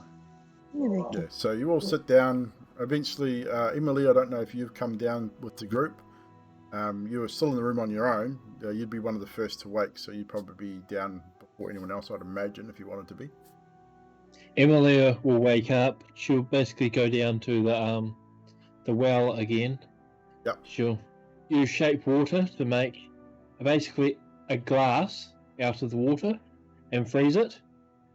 And then she'll go up to the top of the stairs where that is to the accommodation area. Yep. And basically stand there drinking her water, looking out at the view. No, duly noted. Back in your full regalia, hood and everything? Nope, just the dress. Just the dress? Yep. So as you're awaking, head downstairs. At this point, you would all notice this young lady standing at the top of the stairs.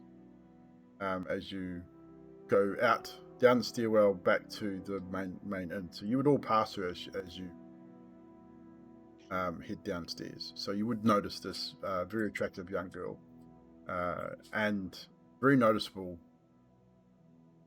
nasty scars down her arms and neck, specifically. The plaited hair or whatever will go over her neck where her neck wound is. Okay, so you probably see the scars on her arms at that point. Yeah. Carlos.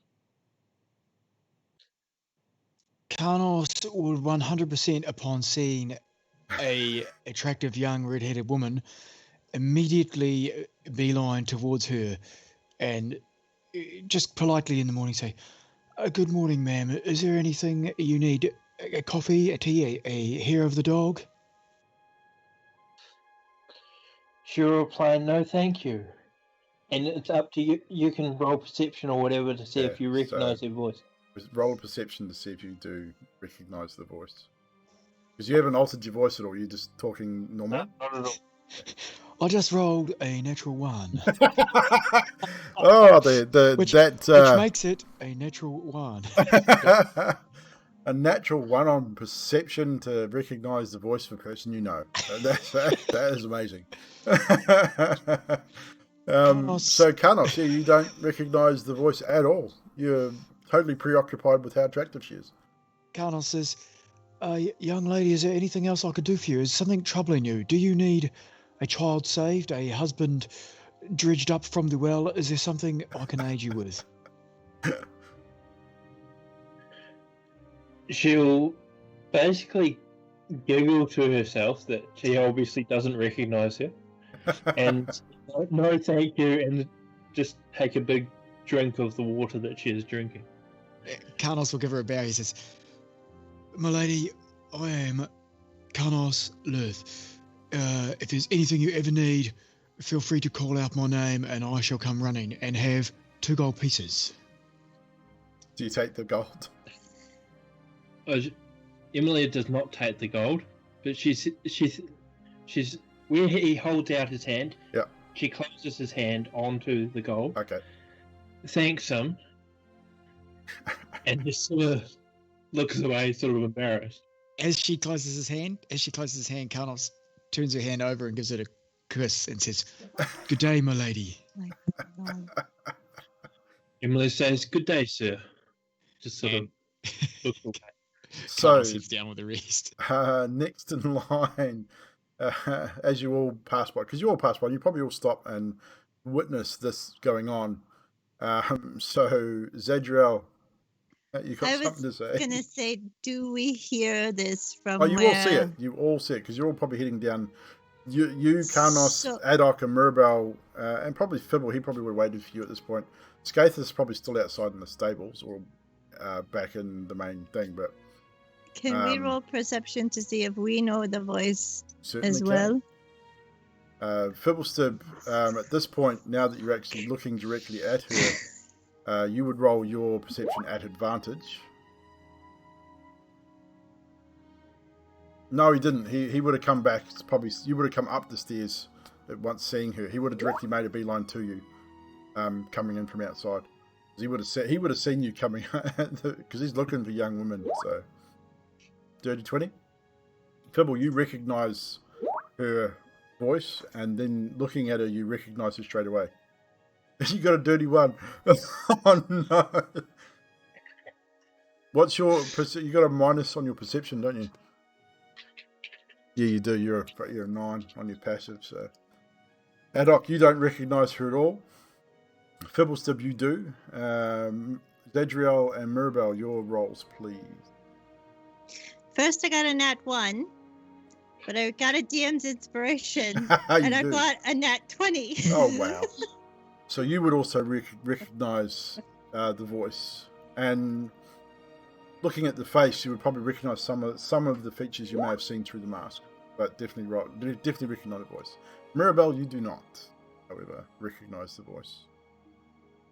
You're probably more focused on your pounding head, even though you've had a bit of a tickle up with healing hands. You definitely feel you're still feeling the effects. And Fibblestib.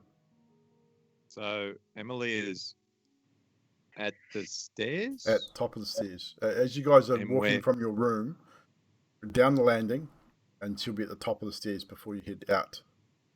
I'm gonna say to Emily. It's on like the landing at the top of the stairs.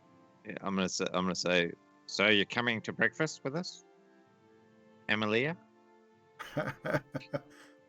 It's good to see somebody recognise me. But yes, I'll be down shortly. So at this point, I like guys, this outfit. just so that you all know what you're looking at. Let's see if I can remember where I put it. I do have it here somewhere. Zadriel says, I recognized you, but I liked seeing this all play out. I'm gonna see if I can find the picture. Here somewhere. Carnos hitting on you. That was rough. That was beautiful. You are very beautiful, by the way. Where is it? Oh, God damn it! you. It is not in my folder where it should be. I sent you a version of it, didn't I, Drax? Yeah, it's in the Discord. Oh, it's in the Discord. I might have to grab it off there because I can't seem to find it in my folder. It's not very good. 1 second. See the. Can I ask a favour, Emilia? Sure, what's that? Well, it's just that you Nope, look, that's not it. you know, a lot better than what you did with your wolf form. So, you know, I hate to be rude and don't want to make you feel like, you know, you can do whatever you want. It's just, like, for me personally, there it is. and Found it. I can agree with Carnos, probably, you know, look a bit. You should stay like that more often. And I'm sorry about like the scars and stuff and the werewolf attack. That's terrible curse. So, chat, just so that you guys know what you're looking at as well, I'm going to bring up a picture here for you. There you go, chat. So that is what everyone is seeing at the top of the stairs, the landing. A very young, red-headed lady with piercing blue eyes, pale blue eyes. Her hair at the moment is in a thick plait which is hanging down one side of her neck, so you can't actually see her neck and the scars down that side, but you can see the scars, the deep wounds, deep scars down both of her arms.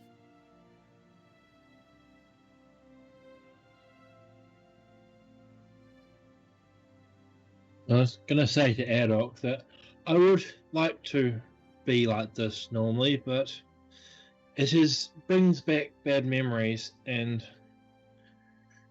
being what I am, I try to avoid the sun, which isn't so much of a problem here. And I mean, when I say being what I am, it's a case of Ginger's not liking sunlight, so don't read that the wrong way. And with that, you said she's very pale, very freckly, and very ginger. But attractive gingers, not the hideous gingers that we have seen and met before. Nothing against gingers here, chat. We're not being gingerist here, just so we know. There's no ginger oppression here. Right. I'm gonna look over to Fibblestib and I'm gonna call out. You reckon like we could like maybe put our minds together and maybe design something for her to like block out the sun? What do you reckon that we might call that? Umbrella. Yeah. I like the words of that. An umbrella. It sounds good. Yeah. It goes and then brells and then goes over ya sort of thing. Maybe you could make an alchemical potion that helps with the sunlight rays and put it on her nose and stuff. Maybe you could make a Cream. Yeah. Cream. If Fibblestib and I made like this sort of a magical cream or this umbrella, like, would you want to stay in this form, Emilia? Don't chat. Distracting me. Oh, dude. Oh, it's. I'll keep the mask in my bag if that makes you feel better.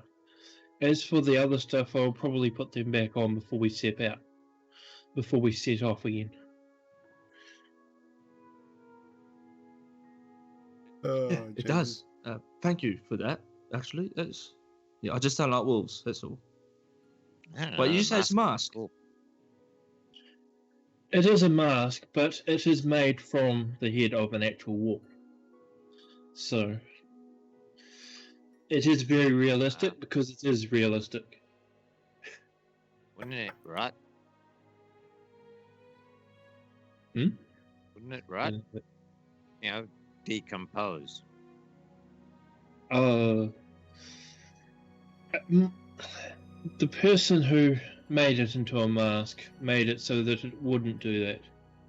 I don't know how, it's beyond me. Maybe same thing could be put on you to stop you from turning.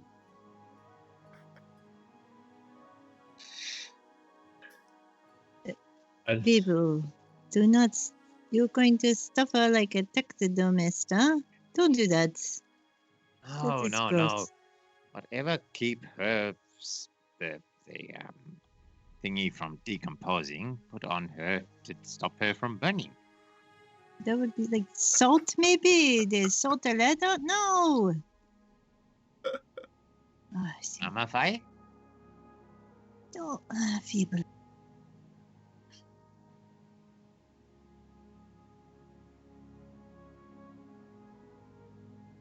It's at this point that Ismark now makes his way down the landing and joins the rest of you as you head down for coffee and food for the morning. Irina is not with him. Good morning. I trust you all slept well. Yes, very good. How did you sleep? Better. We felt more safe here. Irina, restless, of course, but I will take her to the church today, and hopefully we'll find peace for a while. You are welcome to accompany us again if you wish. Maybe later. Maybe they go. I have plans. And I pull Yes, out. you were looking for your blacksmith. Yes. Of course. Mr. Vasily said he would take you. Did he not? Yes, but I don't see him anywhere. Actually. Well, perhaps. I see. No, he's definitely not around anywhere. He's not in the bar. I imagine by the time you guys made it down to the main bar room, Skatis, you probably joined them inside by now. As Mark sort of says, maybe I take you. I know where it is as well. It's not far. Good. I pull out the roll of parchment and go. Good. But breakfast first, yes? Yeah. Okay. Must eat, gain strength for the day. And when you do get the Erwin, the owner, is there. You don't see Danica anywhere, but behind the counter is looks like one of the younger. Oh, pardon me. One of the younger gentlemen that was sort of hanging around the inn is there as well, and they're just they're not really doing a whole lot, but they greet you. They ask what you're after. You order your coffee and breakfast and that, and they organise it and bring it to you.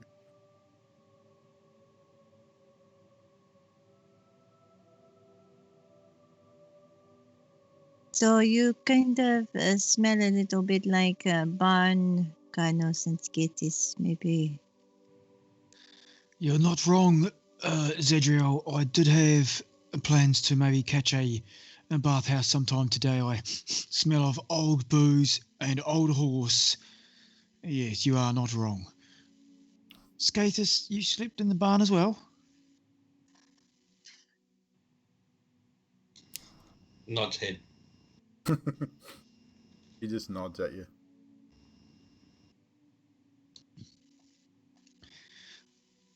Okay, all right. Ismark, is there some sort of place around here that will also maybe like a magical imbuement or something of that effect? Not that I am aware of. Could ask at the church. Maybe the priest here. Forget his name. He might be able to. Father Petrovich. He might be able to help you with that. Father Petrovich, you say? Yes. Again, Barovia is not rich by any means. We do not have a lot of these things available to us here. Yes, that's fair. I struck a creature earlier on when we first came to this area, and it was unable to be affected by my weapon as it is. I was hoping maybe there would be something I could do. But I will check out the church at some later stage. And boy, do I can... I do smell a bit old horsey. I think I should sort this out.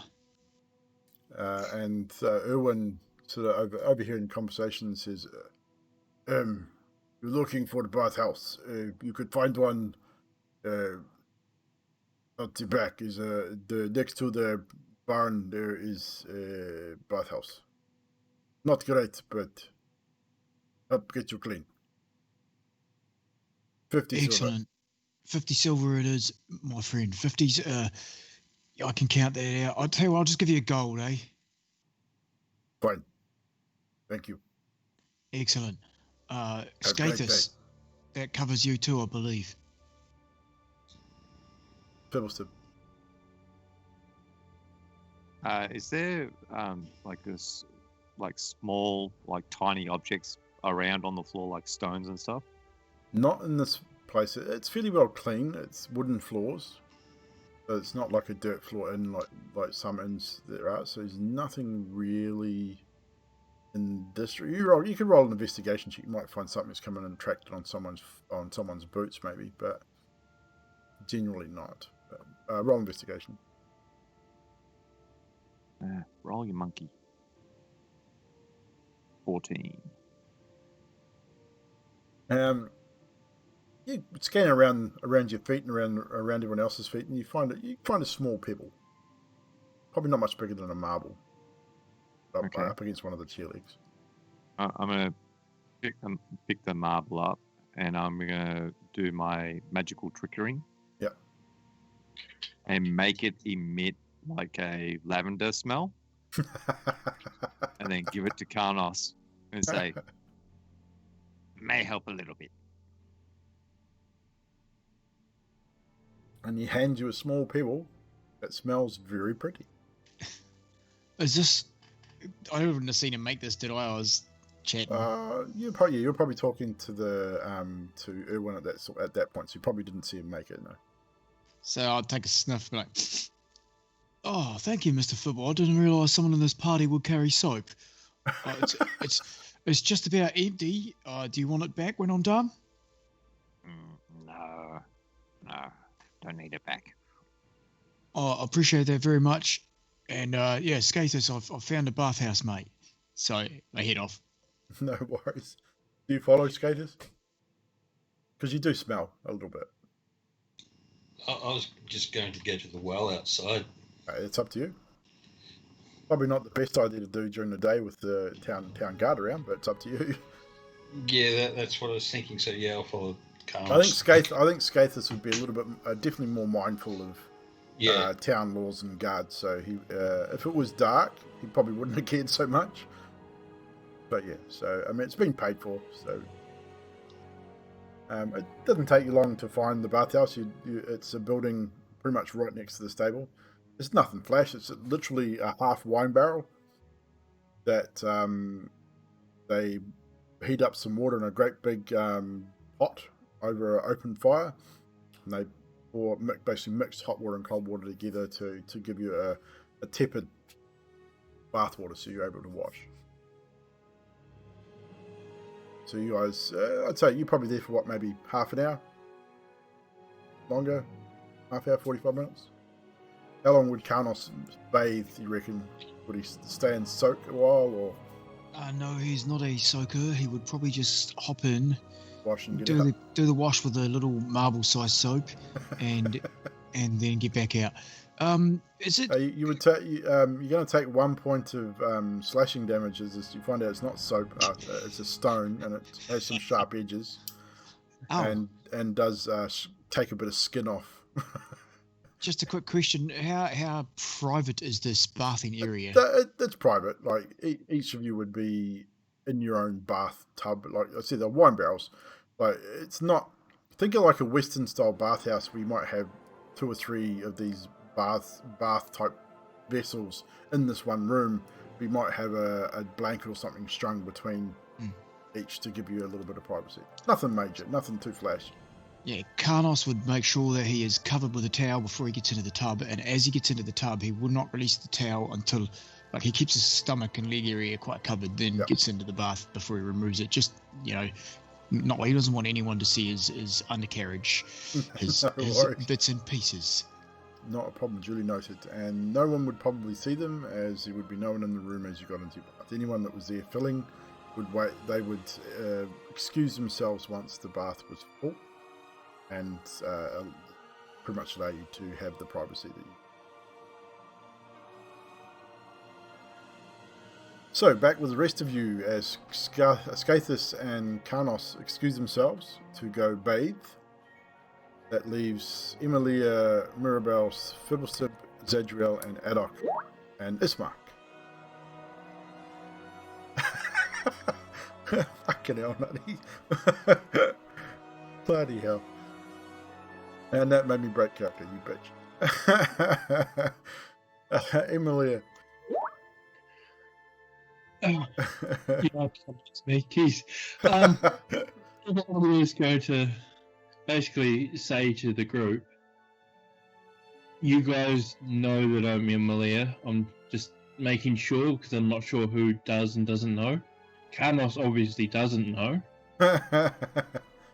Well, he would. still doesn't. Yeah, after people were talking, he probably got an idea, but again, he may not have been paying much attention. So at this point, you're not 100% sure whether he realizes or not. Did we have breakfast together? I assume he would have picked up on it then, maybe. Yeah, well, as you went down and carried on down, the conversation was had between Fibble, Sadriana, and they would have rejoined you. So the conversation that would have been had would have been with Carnos there. So whether you picked up on the fact they were talking to Emilia or not, I would say you probably would have by that stage. Sweet. Sweet. Quit it, guys. Jesus Christ.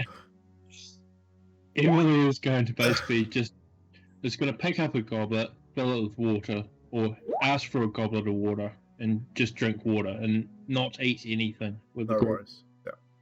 You can do that. I mean, they've got water at this place. Zadriel wanted to say something. Or did you change your mind? Woo, I would like to talk to Ismark, and I would like to ask you, Ismark, is there a place I could talk to, like an altar or a shrine around? Is that where you are going? We are going to the church, to St. Andros Church, with Father Petrovich. We sort of worship the Morning Lord here, but it has a shrine if you wish to pray to your own god. Also, All gods welcome. Before we came here, we got a fortune teller kind of thing to tell us some cards or something. Fortune And teller, you say? yes, I think. And he mentioned, she mentioned, seek out the lesser, I think. And you have been caught at. And I was wondering if maybe you should come with us. I think it is fate that we are together. What is your purpose here in Sofia? I mean, you say you are coming to help my sister, but I feel you are now trapped here, yes? Yes. You cannot leave. The only way to leave is, I believe, anyway, is to destroy Strahd. This will not be easy task. He is a powerful man. Well, I think that is where your story and ours collide together. Maybe helping one another helps both. Strahd has infected my sister, and he will not rest until she is his. And I will not rest until I see him dead, dust. I am just me. I am not able to face him alone. If you are willing to assist or help me in my task, maybe we can find a way to get you all home. I know this is what you want, Adolf. You wish to go home, yes? Back to your home. Yeah, I do, but... Wait, what's this about Strahd? How do we know that he's the one that's stopping us from leaving? How do we know that he's evil? It's how you say, this is his place. He is everything here. The mist, he controls the mist, the weather. The fact it is always cloudy, that is his doing. He is undead. He is not alive. Right. Yeah, but like, okay, that's fair, but I mean, have you got any proof? I've seen the wounds on my sister, yes? Yeah, but like, how do we know it's Strahd? Like, what Strahd look like? Strahd is a tall man, very tall, very charismatic, long dark hair. maybe in his 30s, late 20s, early 30s, mid 30s maybe. It's hard to tell. He's been alive for more than 700 years. This is his domain. You will know him if you see him. Believe me. It is not something you forget. Doesn't like ring a bell at the moment. I don't know, Zadriel. I mean, I want to go home, everyone. Like, I want to leave. I can't remember how long I've been here for, but Perhaps in helping these people, we can find answers to all those questions on the way. You know? I just don't like throwing around accusations at people without proper proof and hard evidence and facts. That's all. You know, look at me. I mean, from Karnos' perspective, I'm a monster. But that's at face value, right? At face value, this Strahd fella could be a monster, but we don't know. Like, nobody knows. I mean, I get it, Ismark. You're saying that, you know, he did that to your sister. I'm not saying that he didn't do it, but all I know is this place twists your mind. That's all I'm saying. You are right to be suspicious, little one. I have told you all, do not trust anybody. Well, that's what I've been trying to tell everyone else, but no one believes me. Malia, you look different. Younger somehow. How long ago was your sister afflicted? It was 3 or 4 days before you arrived. Like as I said, we were plagued by Strahd's wolves and his zombies for 3-4 nights in a row, which caused my father to have heart attack. Are you sure it wasn't just a wolf bite? Well, I am positive. He charmed his way into our home when I was not there, and attacked her. He wishes to make her like him, but she is resisting. This is why she has not yet become like him. This is why we are here. We hope Father Petrovich will be able to protect her. I do not believe Strahd will be able to set foot on the church grounds.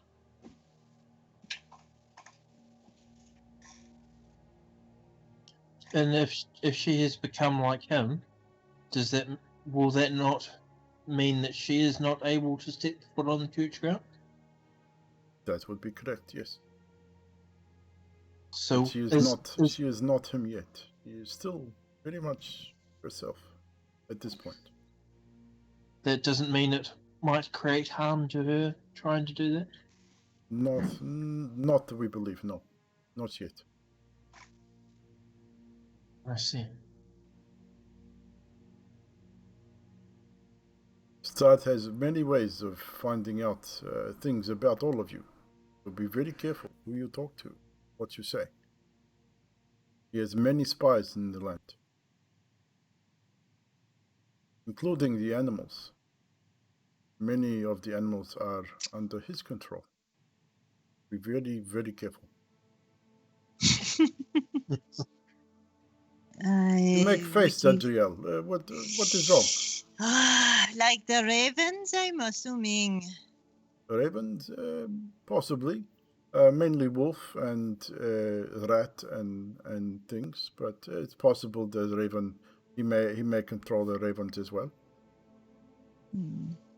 And then I look at that duck and I say, I am not going to accuse anyone like Strahd. I am going to follow the cards we were given and use them as a guide.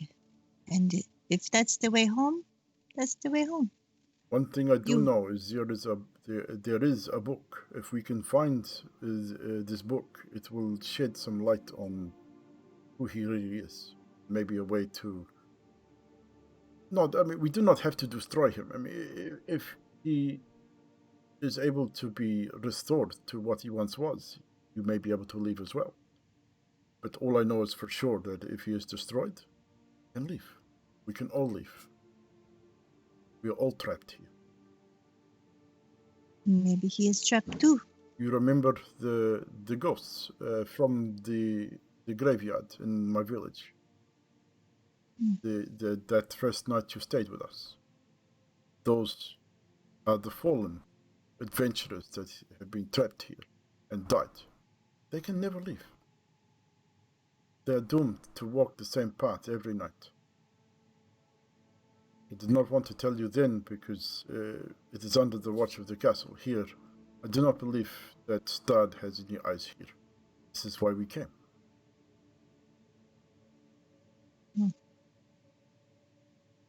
All right, whoa up.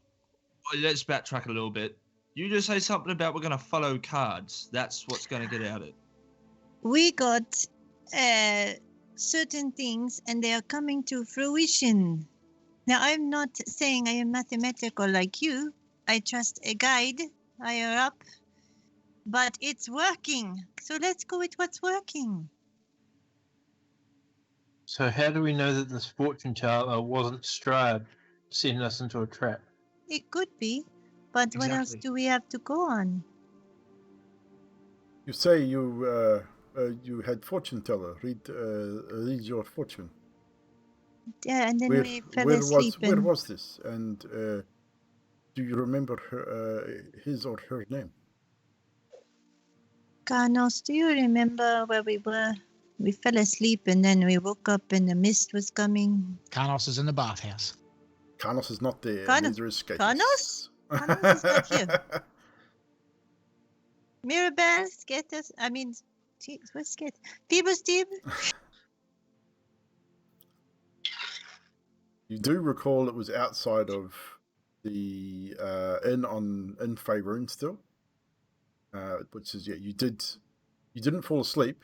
At the very end of the card reading, you basically looked around and everything had changed, and you were in Barovia. So you were magically transformed here somehow. You don't remember exactly how, but you do remember that Giovanni was the man that you spoke to get you to the camp where there were gypsies, and then you spoke to his mother, Madame Eva. It was Giovanni in Faerun, and we talked to his mother. I just forgot her name. And she told us... Giovanni? Yes. Were they dressed very colorful and Yes. very happy people? And they gave us wine and danced, yes. No. This is No? not... I'm sorry. You were tricked. Oh, It's the only way to put it. The letter you showed me, which was not my father's handwriting. This is how Strahd has lured others here before. He uses the gypsies, the Vistani. Not all of them are bad, but a lot of them, they have the freedom to leave this place. They are the only ones. If you were to seek out the Vistani, they may have a way to get to help you out. It will not help us, of course, but they may at a price, possibly. But if you spoke to Madame Eva and she brought you here, chances are they are working for him. They do his work for him to bring people here. So if the cards told us to find you, and they are tricking us, then we should not trust you. Yes. No. Wait, what? Yes. Please. She is fortune teller, and some of her predictions are probably true. I do despise Strahd. He is essentially murdered my father, doomed my sister. I want to leave this place. I want to get Irina out. If killing him means that I can get out, then I will do so, with or without her help. If I die in the process, then I'm trapped here anyway. I have nothing to lose.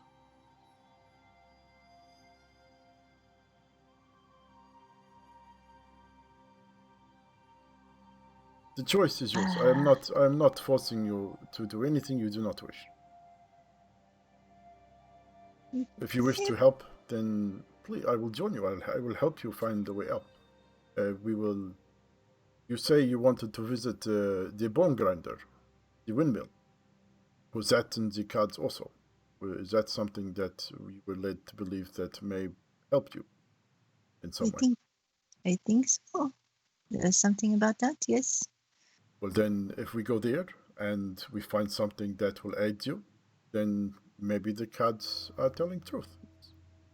If there's nothing, then you do not trust. We go our separate ways. Yeah, I think must this is talk fair. to my friends about this privately, I of think. course. I will go check on my sister and see how she is. You talk amongst yourselves and you let me know what you want to do. But I will Yeah. help you. Even if you do not wish to help me, I will help you try and get out of this. Emilia. Emily is going to say to Ismark, can I come with you and speak to your sister? Of course. What do you wish to speak to her about? Just She is very tired. personal things, just stuff which I do not want to speak aloud about. Of course. Please follow me. Thanking you. I will leave you two alone if that is what you prefer. I will wait outside. So Emilia and Ismark get up and head upstairs, leaving you guys in the inn. And probably by this stage, Karnos and Skathis probably would have returned from the bathhouse, and you probably would have missed that conversation. But you would have come in on the tail end of it. So Zadra would probably, if she wants to, fill you in on what you're about to discuss. And I recap all that and I say, so what is your opinions on this matter? I don't trust anyone, honestly. What is my opinion on this matter? I think you all know where I stand. Firstly, Mr. Stubb, your soap is very sharp. It wasn't soap. You put it in the water and it makes the water smell better, which makes you smell better. Right, so good, because now it's in the water and it did make me smell better, and I thank you for that, but I thought it was soap and it was sharp. Back to... My bad. No problemo. Just warn me about the sharpness of your stone soap next time. My opinion is, as where it stands, I wish to help this poor young lady. If we were pulled here as a joke, given a wrong letter as such, I am not bothered. I wish to work this out. Be as we were meant to be. Solve the problem. Defeat the enemy. Be the hero. If Strahd is not this bad person and he can be redeemed, then we shall redeem him then. I agree. What do you guys think? Mirabel? Skatos? I know you want to say a lot. He definitely does. A man would of be many green. talents. Come on. Something from the hells. Come on. Out your tongue.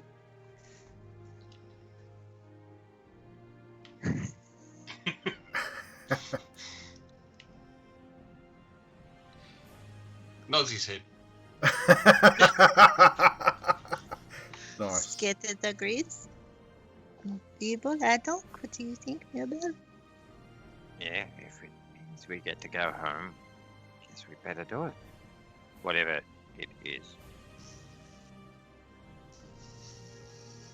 So do we follow the cards?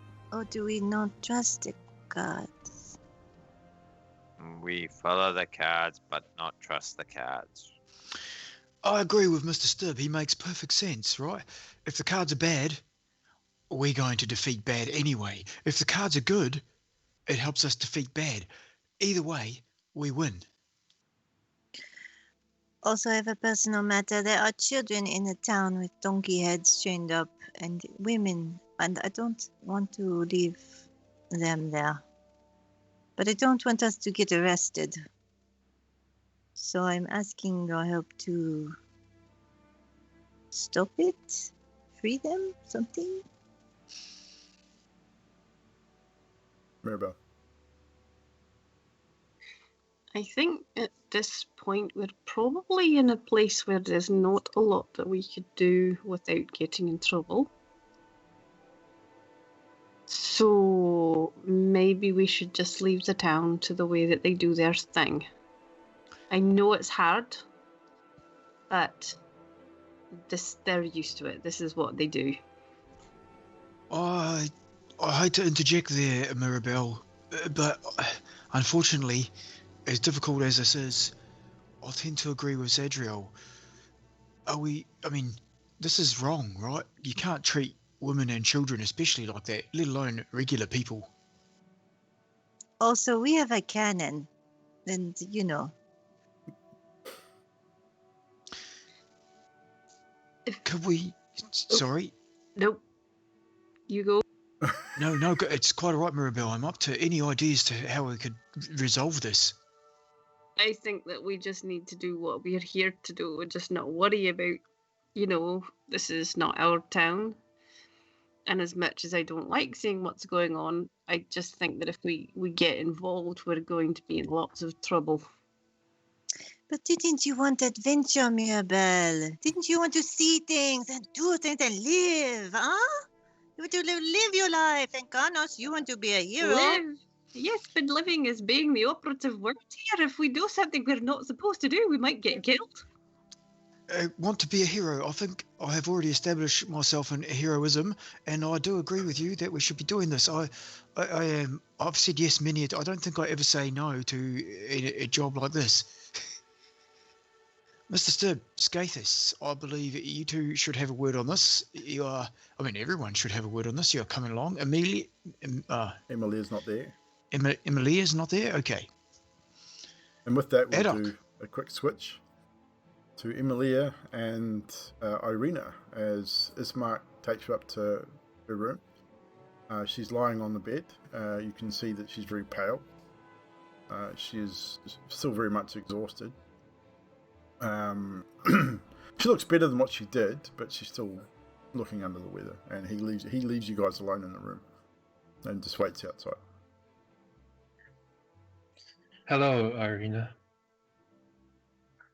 I just had. Hello, and who are you? My name is Emilia. I am the one who travelled with you from Barovia in the shadow. I'm sorry, I did not recognize you. Yes, that is my fault. That's how I live my life. What can I do for you? I just had a couple of queries about your affliction. Of course. Your brother has told us that it happened a couple of nights ago, and it happened to you, a couple of nights ago. About 3 or 4, yes.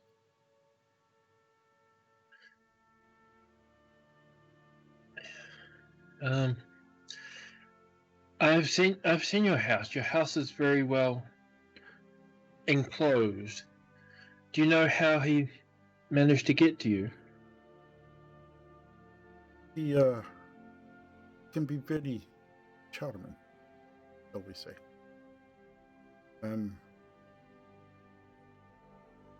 I don't remember a lot. I remember his face. I remember him calling me something else, not my name. I forget now, but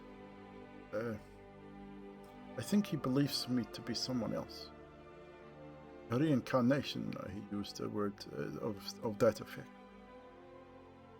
He wanted me to come to him willingly. So this is why I am in my current condition. Do you fear that running from him will upset him? Of course, it will upset him, but I believe that here we will be safer than in my home. You saw the remarks on the doors and walls. The wolves and his undead creatures were at our walls nightly for days. The house would only stand for so long. But your brother said that it stopped when your father passed. Do you not think that it would not continue? That they were not after him?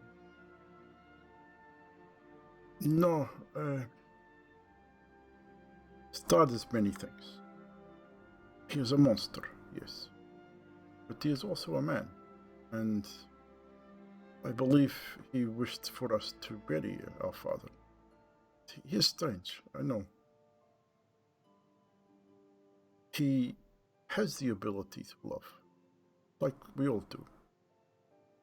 But at the same time, I do not believe he is human anymore. What did he call me?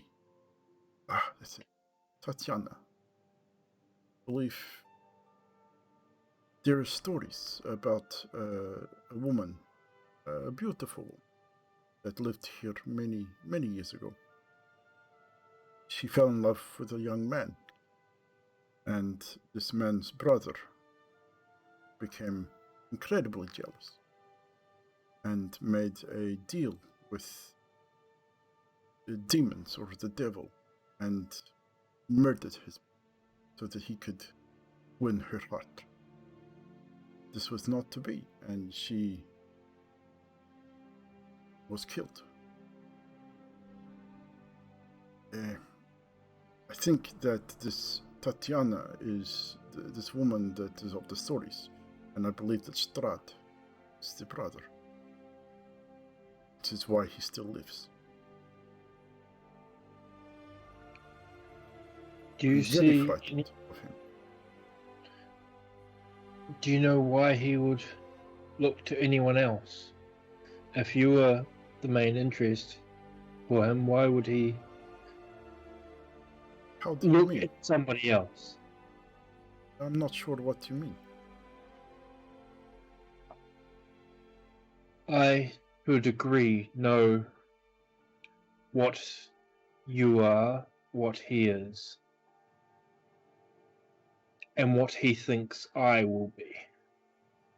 At this point, she sits up and looks at you a little bit more intensely and sees the scars on your arms. Are the scars on your neck visible? Is your hair still covering them, or are they more visible at this point? No, it's still covered. But she looks at you, like your eyes meet and looks at you quite intensely, and she says, "How do you mean what you will be?" I reach across and touch her neck on the side where her scars are. And then I lift my hair to my back and put my hand on my neck. And say, he thinks that I am to become what you are, when in reality I'm something else. I have seen him since I have been here. He has visited you. In your house. Not possible. He cannot enter without being invited. Or so we think. And that is why I question his ability to get into your house. She looks really concerned at this point. Like, you see the concern on her face. She's definitely worried. She says to you, "So, what you are saying is that he also bit you?" He did not. Something bit me, but I cannot turn into what he is, as I am already afflicted with something else.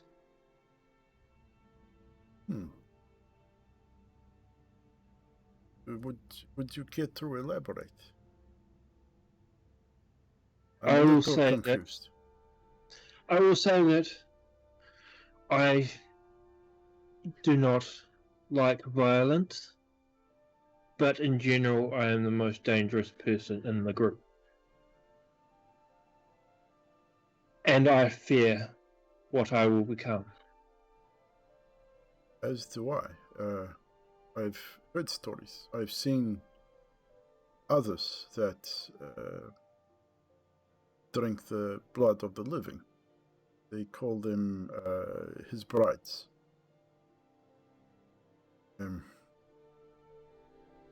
This is why we are here, and we are to visit Father Petrovich. We are hoping. We do not know 100%, but we are hoping that by being here, we will be out of his reach for at least a while, until we can find a way to free ourselves from this place and from him. And if you are here to free yourself as well, maybe Ismark and I could help you and the rest of your friends. I am sure that my friends will appreciate your help, as will I. But I do not hold the hope that you clearly do. The Morning Lord blesses everybody, and I wish his blessing upon you.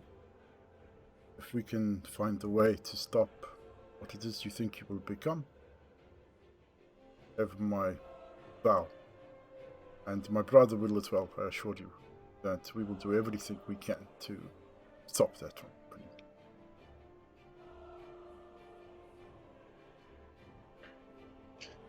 I wish to help you as well, to stop you from becoming what you are becoming. That is why But we're I do here, not know and how. Ismark will do everything, including give his life for me. The last thing I could ever ask of you, or your brother, is for that, for me. That is a decision that is for us to make, I'm sure. And my brother has already vowed this to me. And if this helps you, then he will vow the same to you and your friends. We've seen many others come and go, many perish here. Too much death, too much pain and violence.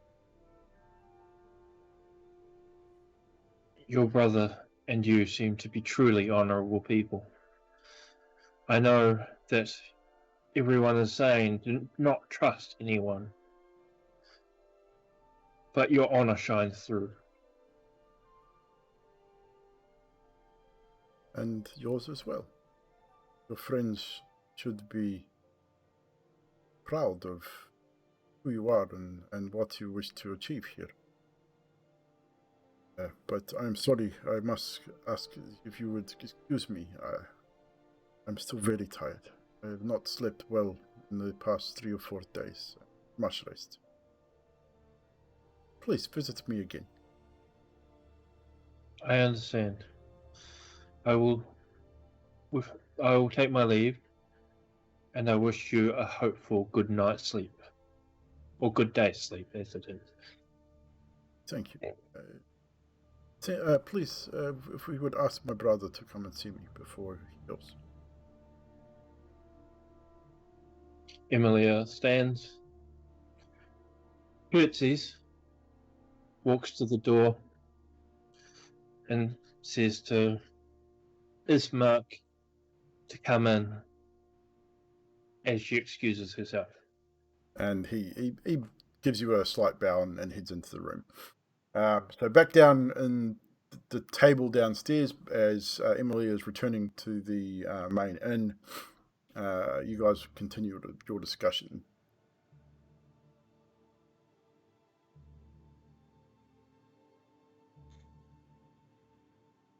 Anybody? And so that is why we need to protect them. Enough said. You know nothing of that conversation. But essentially, I think you guys had gotten to the point you hadn't really fully decided what you were going to do. Talking about following the cards, regardless, you were coming to some form of consensus. I think everyone except for Adok had something to say about that at this point. Everyone was kind of on board with just following the cards, good or bad. Adok, you hadn't really said anything. Oh, look, I don't know. I mean, I just want to go home. But I mean, yeah, I guess if the cards are there and fortune does come true, be it good or be it bad, we should probably keep an eye out for it. And that way we can maybe stave off danger. And if Ismark and Irina want to get out as well, then might as well grab them on board. I just don't like putting, just precedence on people. Or that's not a word, but you know what I mean? Like, I don't like being, I don't know, racist or whatever. People say he's evil. I don't know. We don't know he's evil. We just... Yes, he is a very special snowflake, like we all are. But if I am to lead this group, we all have to go to some kind of thing. So, I'm not going to be herding cats. Where do you guys want to do? Do you want to follow the cards? Do you want to go after Strahd? What do you want to do? Zedriel, if you are leading this group, I pledge my axe to the cause, provided the cause isn't doing anything bad. Thank you, Carlos. It's not you, don't get me wrong. I know me and you don't see eye to eye. I think you're a strange person for a cleric, but I think your heart is in the right place. That is good because I am not a cleric, but okay. You are also a strange person for a warlock. One god for another, they're all the same, right? So, but the point is, I'm pledging to this cause. Lead the way. Anyone else have a thought? Look, I feel like some things flood into my mind about this place. And I have a feeling if I'm not with you guys, you're probably going to die. So, I guess I should probably try and keep you all alive. So, yeah, I'll come with you. Just make sure that Karnos keeps his fucking axe away from my head. Karnos is a special snowflake as well. Adok, I am warming to you ever so slowly. I will not swing my axe near your little head today. Great. And I was about to say, if you want some help with the ladies, I can actually might be able to fix you up with something. Wait. Oh. That's very kind of you. Oh, I might take you up on that offer at one time in the future. I am so curious to see how that happens, but all right. Mirabelle Fibblestib. Adok the wingman. Interesting. I'm all for doing what we need to do, but I don't think that we need to interfere with what goes on in this town too much. Maybe we could just talk him out of it. I am very persuasive sometimes, or... Look, I think the whole town thing is generated by the whatever the hell everyone is scared of. So if we get rid of whatever the hell everyone is scared of so that we can get the hell out of this place, I'm all for that. I just want to go home and make more shit. You can make shit here. But okay. So windmill, then we just go to windmill and everyone agree? Yes, the bone grinder, was it called? It was. And yes, we own it. Remember? That is where we will end tonight's session, guys. We're pretty much bang on time, just a little over. Awesome session again tonight, guys. That was amazing. Well done, everybody. As per usual, before we do finish up, thank you, chat. A couple of shout outs. We had Justice 452020 with a follow, Galantosk, Metho 77, and Big Pygmy. Contradiction in terms, but a great name nonetheless. Thank you for the follows, guys. Appreciate it very, very much. Welcome to the channel. Players, another great session, guys. Some awesome moments here tonight. We'll go around from top to bottom. I know we've seen some lots of yawns going on here tonight between a few of us, so we've wrapped this up so people can go to bed because people got work tomorrow. But Mirabelle, aka Nutty Tart, a standout moment from you this evening, please. Oh, Adok and that drinking thing when he did his and then the goblin drinking word, yes. the goblin drinking word, that was friggin' awesome. And I have to say, Vasily was also very well played. Vasily?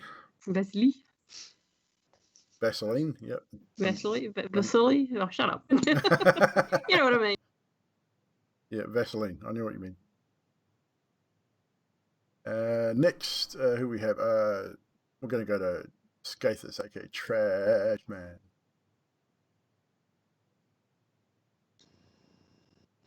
Fiddlestip and just his obsessiveness over making stuff. He's a tinkerer. What do you expect? Is that it? Nothing else? Yep. That's Nothing it? else. Okay, Fiddlestip. Okay, Mr. Bigger. One was Karnos's use of the stone as soap instead of as a bath scent thing, and the attempt of everyone trying to drink the silly under the table. That was interesting too. There's a lot of good rolls here tonight, though. I mean, seriously, for that whole thing. Robert, aka Emilia. I'm going to say, basically, with the whole drinking competition, there was a lot of good rolls there. Like, next time we hit combat, you guys are all screwed because you can roll it. You've used all your good rolls up, you're fucked. It's the whole thing with Emilia showing her true form. Mm-hmm. And the fact that Carlos didn't recognise her. Dice rolls, man. Dice rolls. Addock. Anything else? Just Emilia's hair thing. That cracked me up. Yeah, that was well done, dude. Like, seriously, I've never had anyone in any game I've ever played use shape water quite like that. I think it's bloody awesome. Addock, aka Cameron, roasting chicken. Yeah. Emilia and Karnos, that whole interaction was fucking hilarious to see. And then Fiddlestip tacking on the end, just go, "You're coming to have breakfast, Emilia." Straight out. And then watching, obviously, of course, Fiddlestip get excited when he was holding the money. I thought, here we go. The money's gone. But I also liked how Mirabelle also handled the alcohol, which is straight away swigging the entire bottle. I thought that was pretty hilarious too. Not a care in the world, just downs it. Halflings, man. Halflings are drinkers. Just not very well this evening. No. Zadriel, aka Mushanti. See, that was going to be mine, was Mirabelle taking the bottle right away and then keeping up with us. I was like, all right, girl, keep doing it. I was very proud of her. And that was mine. So. Anything else that's sort of off the top of your head? So many things. I know, yeah. Tonight was a really good night. So many. I like Addock's intelligence on putting Strahd as having layers, and it's not just bad or good. He had several things to think about, so I like that too. And lastly, as usual, Baz, aka Janos. It's good to save me to last. I always have it the is, most to say. You got a few to say, and then I've got a bit to say as well. So, to be honest, a lot of what the guys have put forward tonight has been most of what I picked up as well. There's been a really good, Oh, one of those games where it was more RP than anything else, which is good. But yeah, I think for me, and I'm just gonna pick one right off the bat. Fibblestub's comment about the wolf mask decomposing, I was just like, he's spot on. I didn't actually think. I remember something was said about it having a spell on it earlier on, but we would all probably think, why is that thing not fucking decomposing by now? So yeah, I thought that was, and just the way he said it too, you know. So yeah, cool. That was good. Trashy, why you got your hand up? I'm still waiting for the big conversation between me and Zadriel. That massive conversation that probably It never was take going to place. happen. Yeah, but I didn't have a moment. So yeah. These things will happen. Carry on, Baz. I like I say, it was really most of what everyone else said I had written down as well. So Yeah. it's good. I will say DM, some good Yes. voicings there too. You're swapping between voices without making too many errors, so that's impressive. Yeah, at the very start it was a bit of a stumble, but I managed to pick it up again. Slavic's hard, man. Once you get into it, it's not so bad, but it's just getting into it to begin with. Yeah. I kind of got to think. I think I'm channeling my inner Red Heat, Arnold Schwarzenegger from Red Heat. Duh. But yeah, so it's that whole thing. I try and think of that, and then once I get the first few words out, it's not so bad. But when you have almost everyone in this land speaking with a Slavic accent, it does make it a little difficult to separate the characters. But I'm sort of getting there. I'm probably going to make some of them not have a Slavic accent just to separate the characters a little bit. But try and keep that harshness of the land, because the whole area is kind of harsh and that's kind of cold kind of thing. So that's what I'm trying to get that to come across.